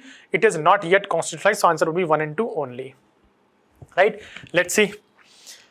Multidimensional challenges posed by the external state and non-state actors to the internal security of India. Also discuss measures required to combat these threats. This was a PYQ. Now you can mention this unified maritime security plan also as one of the feature, one of the measure that was asked by UPSC. Okay, again, validation part. This is what you have to learn from these things. Okay, now let's go to the main practice question. Fishing harbors remains one of the most vulnerable links in the India's coastal security architecture. Discuss the significance of the proposed unified security framework. Right, so you have to mention the context, proposed role of CISF, that is designing, guide local administration, regulate movement, provide smart ID, plug gaps and sensitize the local population about the security threats. Right, and also you have to mention why it is most vulnerable, because they have some 1,513 state duties covered and there's a lack of coordination among the agencies, right? So on this background, you can write this answer, try writing this. Now next is India's third recipient of the UN Military Gender Advocate Award. Major Abhilasha Barak, has an Indian peacekeeper serving with the UN Interim Force in Lebanon, has been named as a recipient of the 25 United Nations Military Gender Advocate of the Year Award, right? Before her, Major Suman Gawani in 2019 and Major Radhika Sen in 2023 have also won this award. So this was a third for India. Clear? And her role, which is awarded, is outreach activities with women and adolescents, girls in the conflict affected region, gender sensitization and integrate a gender perspective into peacekeeping activities on the ground. Right? She was honored at the UN headquarters on May 29, the International Day of UN Peacekeepers, marked annually by the United Nations. So please remember, International Day of UN Peacekeepers is on May 29, right? Let's consider the statements regarding the UN Nation Military Gender Advocate Awards. It recognizes efforts to integrate gender perspective into peacekeeping operations. Awardees may be recognized for community outreach, gender sensitization and promoting women's participation in peace process. Right? The award is presented annually on the International Day of UN Peacekeepers. Answer would be 1, 2 and 3. Now next is Indian War Memorial inaugurated in Seoul, South Korea. Defense Minister Rajnath Singh and South Korea's Minister of Patriots and Veteran Affairs inaugurated Indian War Memorial at Seoul on the occasion of 75th anniversary of the Korean War. India's role as a 60 paramilitary field ambulance, Indian Army Medical Unit and also Custodian Force of India, Post-Armistice Peacekeeping and Repatriation Force was acknowledged, and for this is the War Memorial inaugurated in the Seoul. Right? Union Defense Minister inaugurated Nausena Shore Revatika, an open-air naval museum in Lucknow also. This is located near the Ikana Stadium. So these two are separate things, but you please remember it as a factual thing for your exam. Right? Otherwise, you will never be able to hit, okay, Lucknow could be thing where Nausena Shore Revatika is being developed. Okay, let's see the prelims question. In the recently inaugurated Indian War Memorial in Seoul highlights which one of the following aspects of Indian foreign policy tradition? So it would be humanitarian assistance and peacekeeping in international conflicts. We have a list of some military exercises. So we have the Pragati, the maiden military exercise Pragati, conducted in Umroi, Meghalaya, with armies of 13 countries coming together. Okay. Counter-insurgency operation, building mutual trust among nations in the Indian Oceanic region was one of the primary objective. Pragati stands for Partnership of Regional Armies for Growth and Transformation in the Indian Ocean region. Then you have the Lamiti 2026 is a Seychelles of Defense and with India. Right? It brings Indian Army, Navy and Air Force alongside the Seychelles Defense Forces, making the first ever tri-services edition of this bilateral exercise. Then we have the SINMEX. It is India-Cambodia Joint Military Exercises of Combined Air Force Training Center in Kampong, Cambodia. Okay. It follows closely on the heels of Pragati, the maiden multilateral exercise hosted by India and Meghalaya, which also included Cambodia among its 13 members. Means Cambodia ke saath we have a bilateral exercise also, and we have a Pragati also. Okay, let's consider this question. Following statement regarding recent military exercises involving Pragati. 26 included participation from countries belonging to both South Asia and Southeast Asia. This is correct. Limited 26 was the first tri-junction edition of the exercise conducted between India and Seychelles. Sinmex 2 focused on battalion level operations in a conventional warfare environment. This is an incorrect statement because it reflects systematic deepening of the defense engagement across South Asia and Indian Ocean region. Okay, so this is an incorrect. Answer would be 1 and 2 only. Right. Few new appointments. Lieutenant General N.S. Raj Subramani appointed as the next CDS. He will succeed General Anil Chauhan. Vice Admiral Krishna Kumar Swaminathan appointed the next Chief of Naval Staff, and he will succeed Admiral Dinesh Kumar Tripathi. Okay, so please remember these two facts. Which of the following military appointments was announced recently by the Union governments? Lieutenant N.S. Raj Subramaniam as a CDS. Answer would be A. INS Mahendragiri delivered.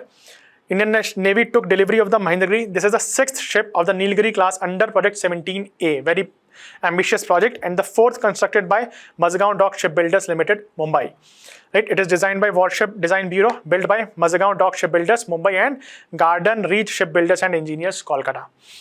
Ships of 17A, it is all Udaygiri, Himgiri, Taragiri, Dunagiri, Mahendragiri, and Vindhyagiri is yet to be delivered. That would be the 7th.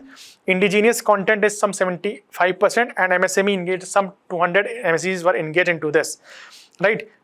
Remember, the first ship INS Nilgiri delivered approximately 17 months before Mahendragiri. That means within a span of 17 months, we have delivered some 5-6 ships to this. You can understand the pace of deliveries reflect India's strengthening indigenous naval industrial complexities. Okay. So I have a prelims probable question. INS Mahendragiri recently delivered belongs to which project? It is Project 17A. Next, we will be discussing about environment and geography. Let's see the first thing. India's first green methanol plant. India is building its first green methanol production at the Kandla port using Prosopis juliflora. You must have read it in your NCERT also. Kutch most invasive weed and the feedstock to produce marine fuel. Okay. About this plant, it is native to Mexico, known as Vilayati Kikar in Hindi and Simai Karuvelam in Tamil Nadu. Right? In Kutch, it has threatened the native Bunny grasslands for decade.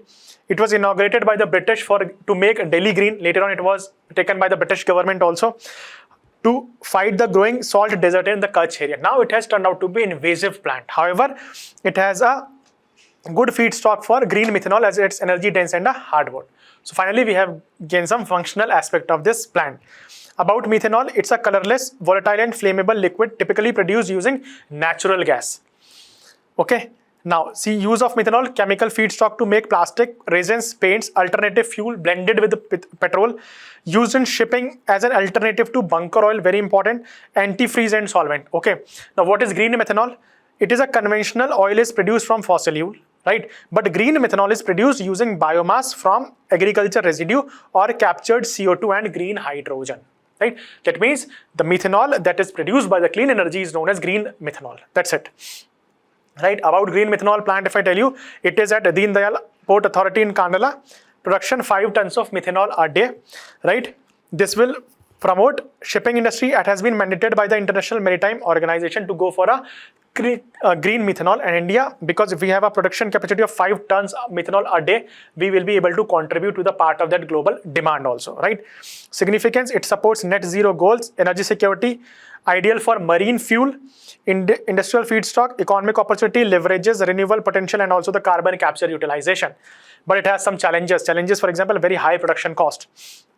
Green hydrogen availability is also an issue in order to promote green methanol. Right? CO2 capture and supply, technology and scale, infrastructure needs, policy market support and the competition from the other countries also. Right? So let's see this prelims question. Prosopis juliflora, recently seen in the news, of feedstock for Indian green methanol plant is native to, it is native to Mexico. Right? How can green methanol contribute to India's maritime decarbonization goals? Discussed with reference to the proposed plant at Kandla port. This is a mains practice question. You have to mention how it will promote low carbon alternative, supports global regulatory frame compliance, enables cleaner shipping operation, strengthen India's energy security basket, promotes circular and sustainable economy, position India as a green shipping hub.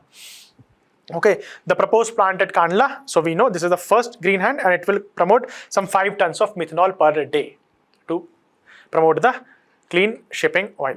Okay, next is Coastal Atmospheric Research Testbed. Indian Institute of Tropical Meteorology, Pune, under the Ministry of Earth Sciences, has established a coastal atmospheric research testbed at the university, Andhra University at Visakhapatnam. Okay, what is this? It's a coastal meteorological observatory at research facilities which is designed to improve weather observation along India's east coast. Because this east coast is also very prone to cyclones, right? So important, study monsoon and coastal atmospheric processes, improve forecasting of cyclones and extreme weather events. It will function as a national user facility for researchers across India. This data would be shared with the researchers across India also. Why Visakhapatnam is chosen? Located in the Bay of Bengal coast, frequently affected by cyclones, thunderstorm, heavy rainfall, monsoon variability. Okay, it is ideal for studying coastal atmosphere interaction and severe weather system, right? So this is the same question. Established under Mission Mausam is located where? It is located as Visakhapatnam. Right? Then you have the ecocide and environmental destructions. There has been a growing concern, demand to recognize ecocide as the international crime under the Rome Statute of International Criminal Court. The debate has gained momentum due to wars, climate change and industrial disasters, large-scale ecosystem destructions. Right? They're asking, we should take it as a global crime. Okay, international crime. Now, what is ecocide? You know, there's a large-scale or long-term destructions of the natural environment caused by human actions, whether during war or peacetime. This is called as ecocide. Now, the term was first popularized in 1970 in the context of environmental devastation during the Vietnam War. Okay, common example, massive deforestation, mining damage, destruction of wetlands, oil spills and toxic pollutions. Why it is in news currently? Because that ecocide recognizes the 5th international crime under Rome Statute alongside. There are already 4. This is to be 5th, which they are requested. Other 4 are genocide, crime against humanity, war crimes and crime of aggression. Currently, environmental damage is already covered under Rome Statute as a war crime under but very strict condition. Right? However, the prosecution is possible only if the attack is intentional, damage is widespread and long-term, and the environmental harm is disproportionately higher than the military advanced. And these things are very difficult to prove, and that is why no prosecution has yet succeeded under this provision. Clear? Now, previously they were asked about the Paris Agreement. This time they may ask for Rome Statute or ecocide or maybe the international crimes. Right? So let's see. We have a question for you. Ecocide is most appropriately described as, it is large-scale destruction of ecosystem causing severe environmental damage. Right? Next is Skycast. The government of India has inaugurated Skycast, India's first integrated aviation weather monitoring and forecasting system at Indira Gandhi International Airport, New Delhi. What is this Skycast? It is basically an advanced atmospheric remote sensing system. Okay, so this is basically a remote sensing system that will take care of the weather phenomena. Okay, advanced weather phenomena. It will inform before that climate can actually happen. For example, if we know there are predictions that there will be very large dense fog by 7 p.m. So it will track the activity and report it by 6 p.m. that there are chances that there will be a very dense fog at the Indira Gandhi International Airport at New Delhi by 7 p.m. So that it will provide real-time weather monitoring, fog detection, turbulence monitoring, wind profiling and early weather warning system. Right? India will become the 19th country in the world to deploy such an integrated aviation weather monitoring system. Advanced, it will short window of 3 hours to reduce flight delays, diversions and cancellations. Alright, it's a flagship initiative under Mission Mausam. The next would be deployed at Jewar International Airport and then it would be promoted to other airports of the country as well. Right? So they're asking, is Skycast a fog and turbulence monitoring? Right? VIFEX, basis for aviation. So you have to mention one Skycast, basis for aviation system, VIFEX, a fog, right? Mission Mausam, umbrella program under supporting weather initiatives, answer would be B. Okay, now next is rising nighttime temperatures in India. This is a concerning thing. Nighttime temperatures in India are rising faster than daytime temperatures in many regions, creating serious health risk because the human body is unable to recover from daytime heat stress. Nighttime temperature is so high, generally what happened? Temperature falls significantly after sunset, allowing people and infrastructure to cool down. But this is not happening because of the global warming, urban heat islands, and increased humidity and increased cover trapping heat, right? And because of this, human body needs nighttime cooling since the body dissipates heats during the high.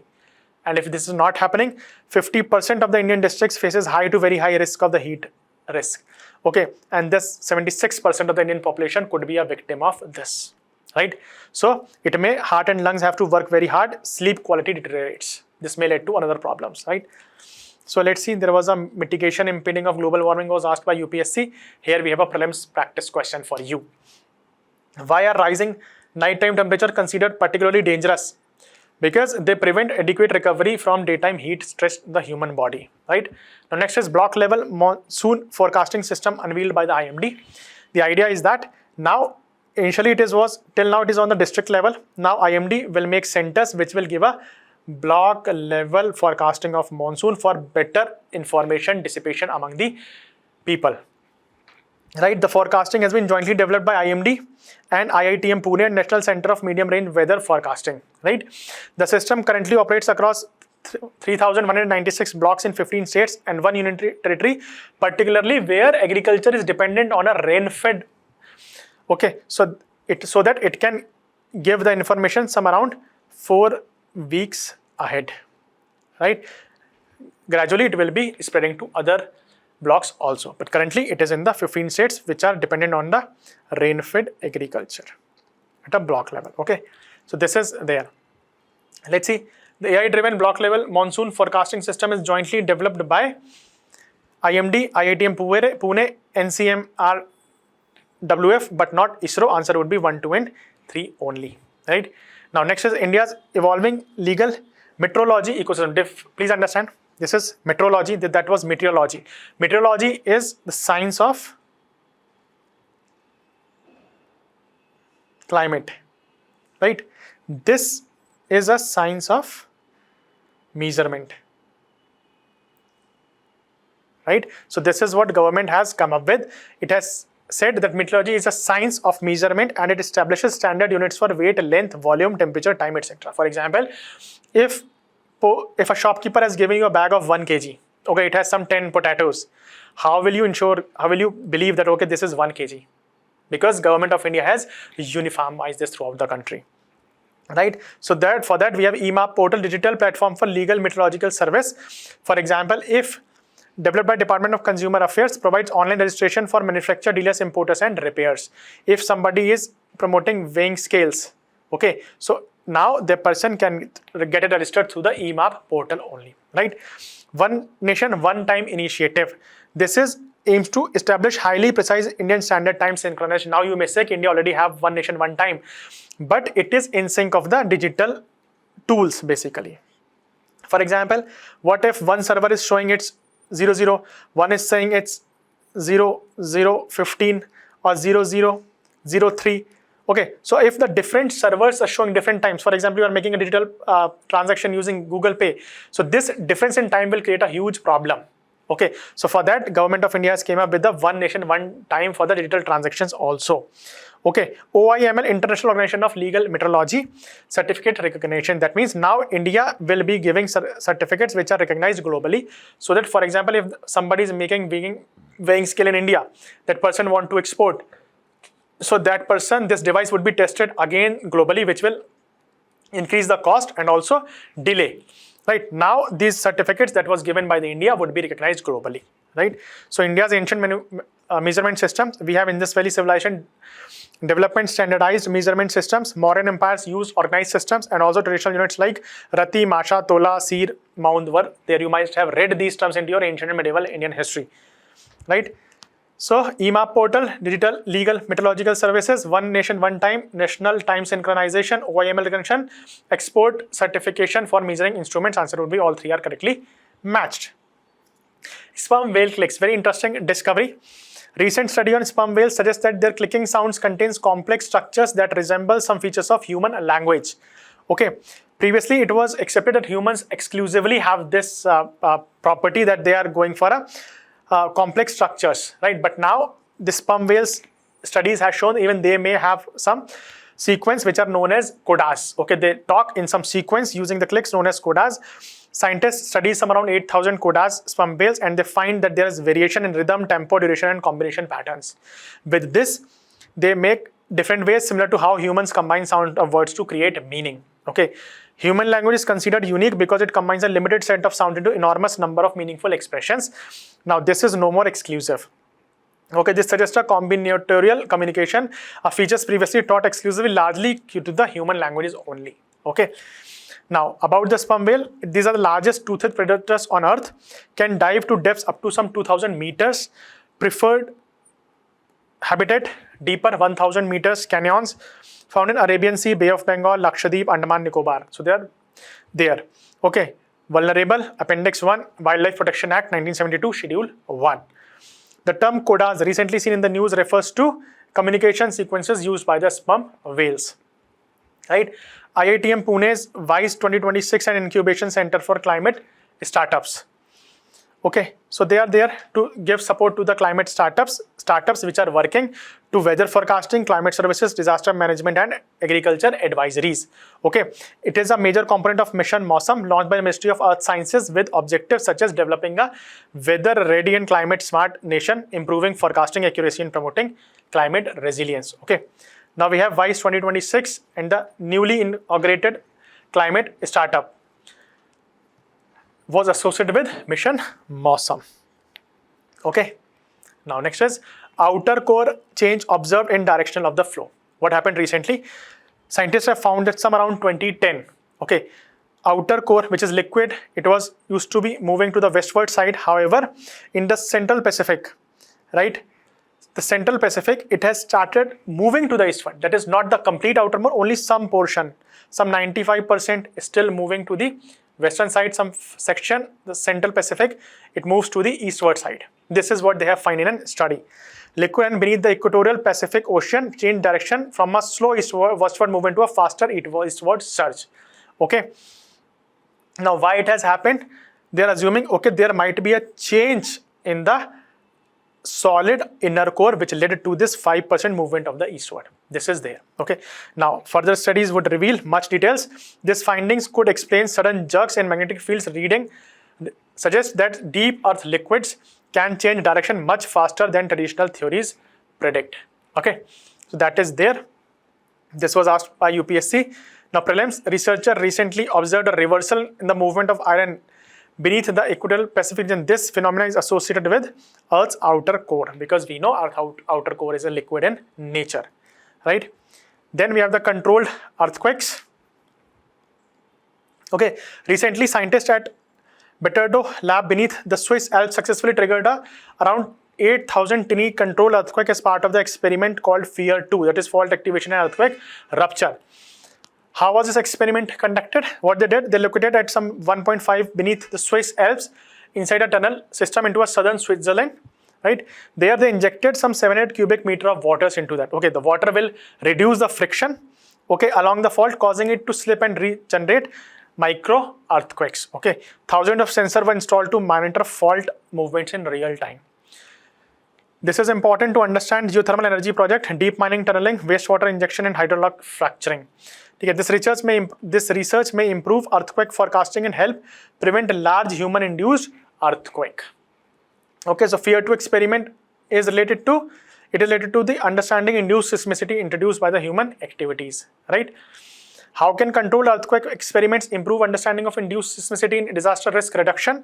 If I tell you, it will understanding fault mechanism and triggering, right? In identifying key controlling factors, improving seismic hazard assessment, guiding safer industrial operations, real-time monitoring and early warning, and also prevention future disasters. Okay. Now, there are some species in news. For example, we have rusty spotted cat. It is one of the smallest cat species in the world, found in Haryana recently. Okay, IUCN stated near threatened, Schedule 1, sites Appendix 1, recently found in the protected areas outside Haryana. Then you have the Ganges soft-shell turtle. There's turtle released in the Brahmaputra Valley in the Kaziranga National Park. It is also endangered, Schedule 1, Appendix 1. This is the major river scavenger helping clean aquatic ecosystem by consuming carrion. Okay, these are found in Ganga, Mahanadi, Indus, Brahmaputra, many rivers. White-bellied heron. This is something you should read. This is the second largest species in the world, considered one of the world's rarest bird, with fewer than 250 mature individuals estimated to be existing today. Okay, it is found across Arunachal Pradesh, Bhutan and North Myanmar. It is critically endangered. Okay, now let's see snow leopard. which is correctly matched. Snow leopard, no. Ganges soft shell, it is mentioned vulnerable. Here we have endangered, so incorrect. Rusty spotted cat, near threatened. This is near threatened, answer would be C. This is the critically endangered, right? The last section for today is award and personalities. Let's see, Pulitzer Prize 2026, two Indian journalists, Anand R.K. and Suparna Sharma have, along with Nitale Obiko person, have won this Pulitzer Award 2026 for illustrated reporting and commentary category for the project known as Trapped, which is about the exposing cyber crimes in India, right? Also, Aniruddha Ghoshala, Hanoi-based reporters win it in international reporting category. Pulitzer Prize is the most prestigious award in journalism, literature, music, and public service. Okay, it is annually since 1917 it is awarded, right? Administered by Columbia University in United States. Prize is awarded in 23 categories, 22 categories. Each winner receives a certificate and a US 15,000 cash. The winner of the public service is awarded a gold medal. Okay, now consider Pulitzer Award. It is administered by Columbia University. 23 categories. Winner in all categories receive a gold medal. No, only public service. Right now, National Florence Nightingale Awards 2016. President recently conferred a National Florence Nightingale Award 2026 to 15 nursing professionals. The award has given to their outstanding contribution in the field of nursing. Okay, it was instituted by Ministry of Health and Family Welfare 1973. Each award includes a certificate of merit, cash prize of 1 lakh rupees and a medal. All of them, nurses, midwives, auxiliary nurse, midwives and lady health visitors are included, eligible. Okay, so answer would be 1, 2, and 3, and 4. Now, International Booker Prize 2026. Taiwanese writer Yang Shuangzi's Taiwan Trilogue, translated from the Mandarin Chinese by Lin King, has won the International Booker Prize 2026. Remember this book. Okay, it is the first book translated from Mandarin Chinese to win the International Booker Prize. That is why it is more important. International Booker Prize, formerly known as Man Booker International Prize, it is international literary award hosted in the United Kingdom. Okay, since 2016, the award has been given annually to a single work of fiction or collection of short stories which are translated into English and published in the United Kingdom or Ireland. Okay, price is euro 50,000 for winning, shared equally between author and the translator. Clear? Now read this, the statement. Annually for the work translated into English, yes. The prize money is shared equally between author and translator, yes. Only authors from English speaking countries are eligible. This is incorrect. Okay, it must be translated. Now next is Agricola Medal. Prime Minister Modi has been conferred with the prestigious Agricola Medal by Food and Agriculture Organization, and its headquarters is Rome, Italy. This is given for the individuals for exceptional long-term contributions to the global food safety, security, sustainable agriculture, poverty reduction, and improved nutrition. Prime Minister Modi has received this medal. The Agricola Medal recently conferred upon the Prime Minister of India is highest honor awarded by whom? It is by Food and Agriculture Organization. Next is Padma Awards 2026. President recently presented Padma Awards 26, the civil investor ceremony one held at Rashtrapati Bhavan. For this year, President has approved 131 Padma Awards, including 5 Padma Vibhushan, 13 Padma Bhushan, and 113 Padma Shri. Okay, instituted in 1954, the Padma Awards are one of the highest civilian honors of India, announced annually on the eve of Republic, and it was given later by the President.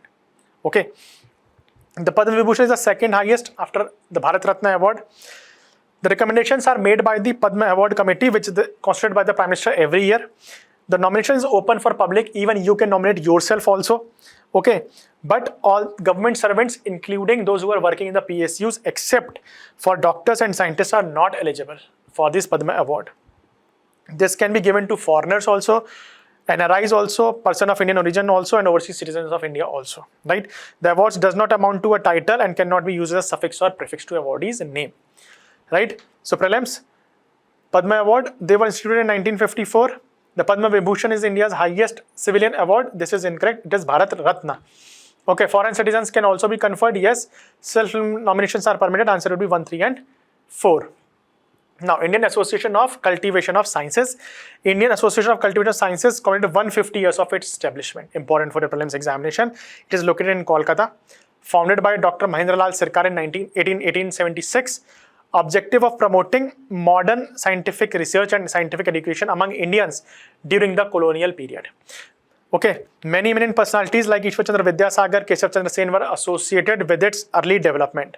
Over the decades, ICS became associated with several renamed Indian scientists, for example, Sir Jagdish Chandra Bose, Meghnad Saha, S.N. Bose and C.V. Raman. In fact, C.V. Raman conducted his research on Raman effect at this institution only, for which he later won the Nobel Prize in Physics in 1930 as well. Okay, so let's see this question. Indian Association for the Cultivation of Sciences consists of following statements. It is regarded as the first research institution in Asia established by Indians for modern scientific research. Correct. It was founded by Dr. Mahendralal Sarkar. Correct. The Raman effect was discovered at this institution. Answer would be 1, 2 and 3 all. Okay. So please understand that current affairs are the bridge between the static knowledge and the dynamic governance. This is the bridge that every future civil servant must learn to cross. On this note, I am concluding this session. Thank you. All the very best. Goodbye.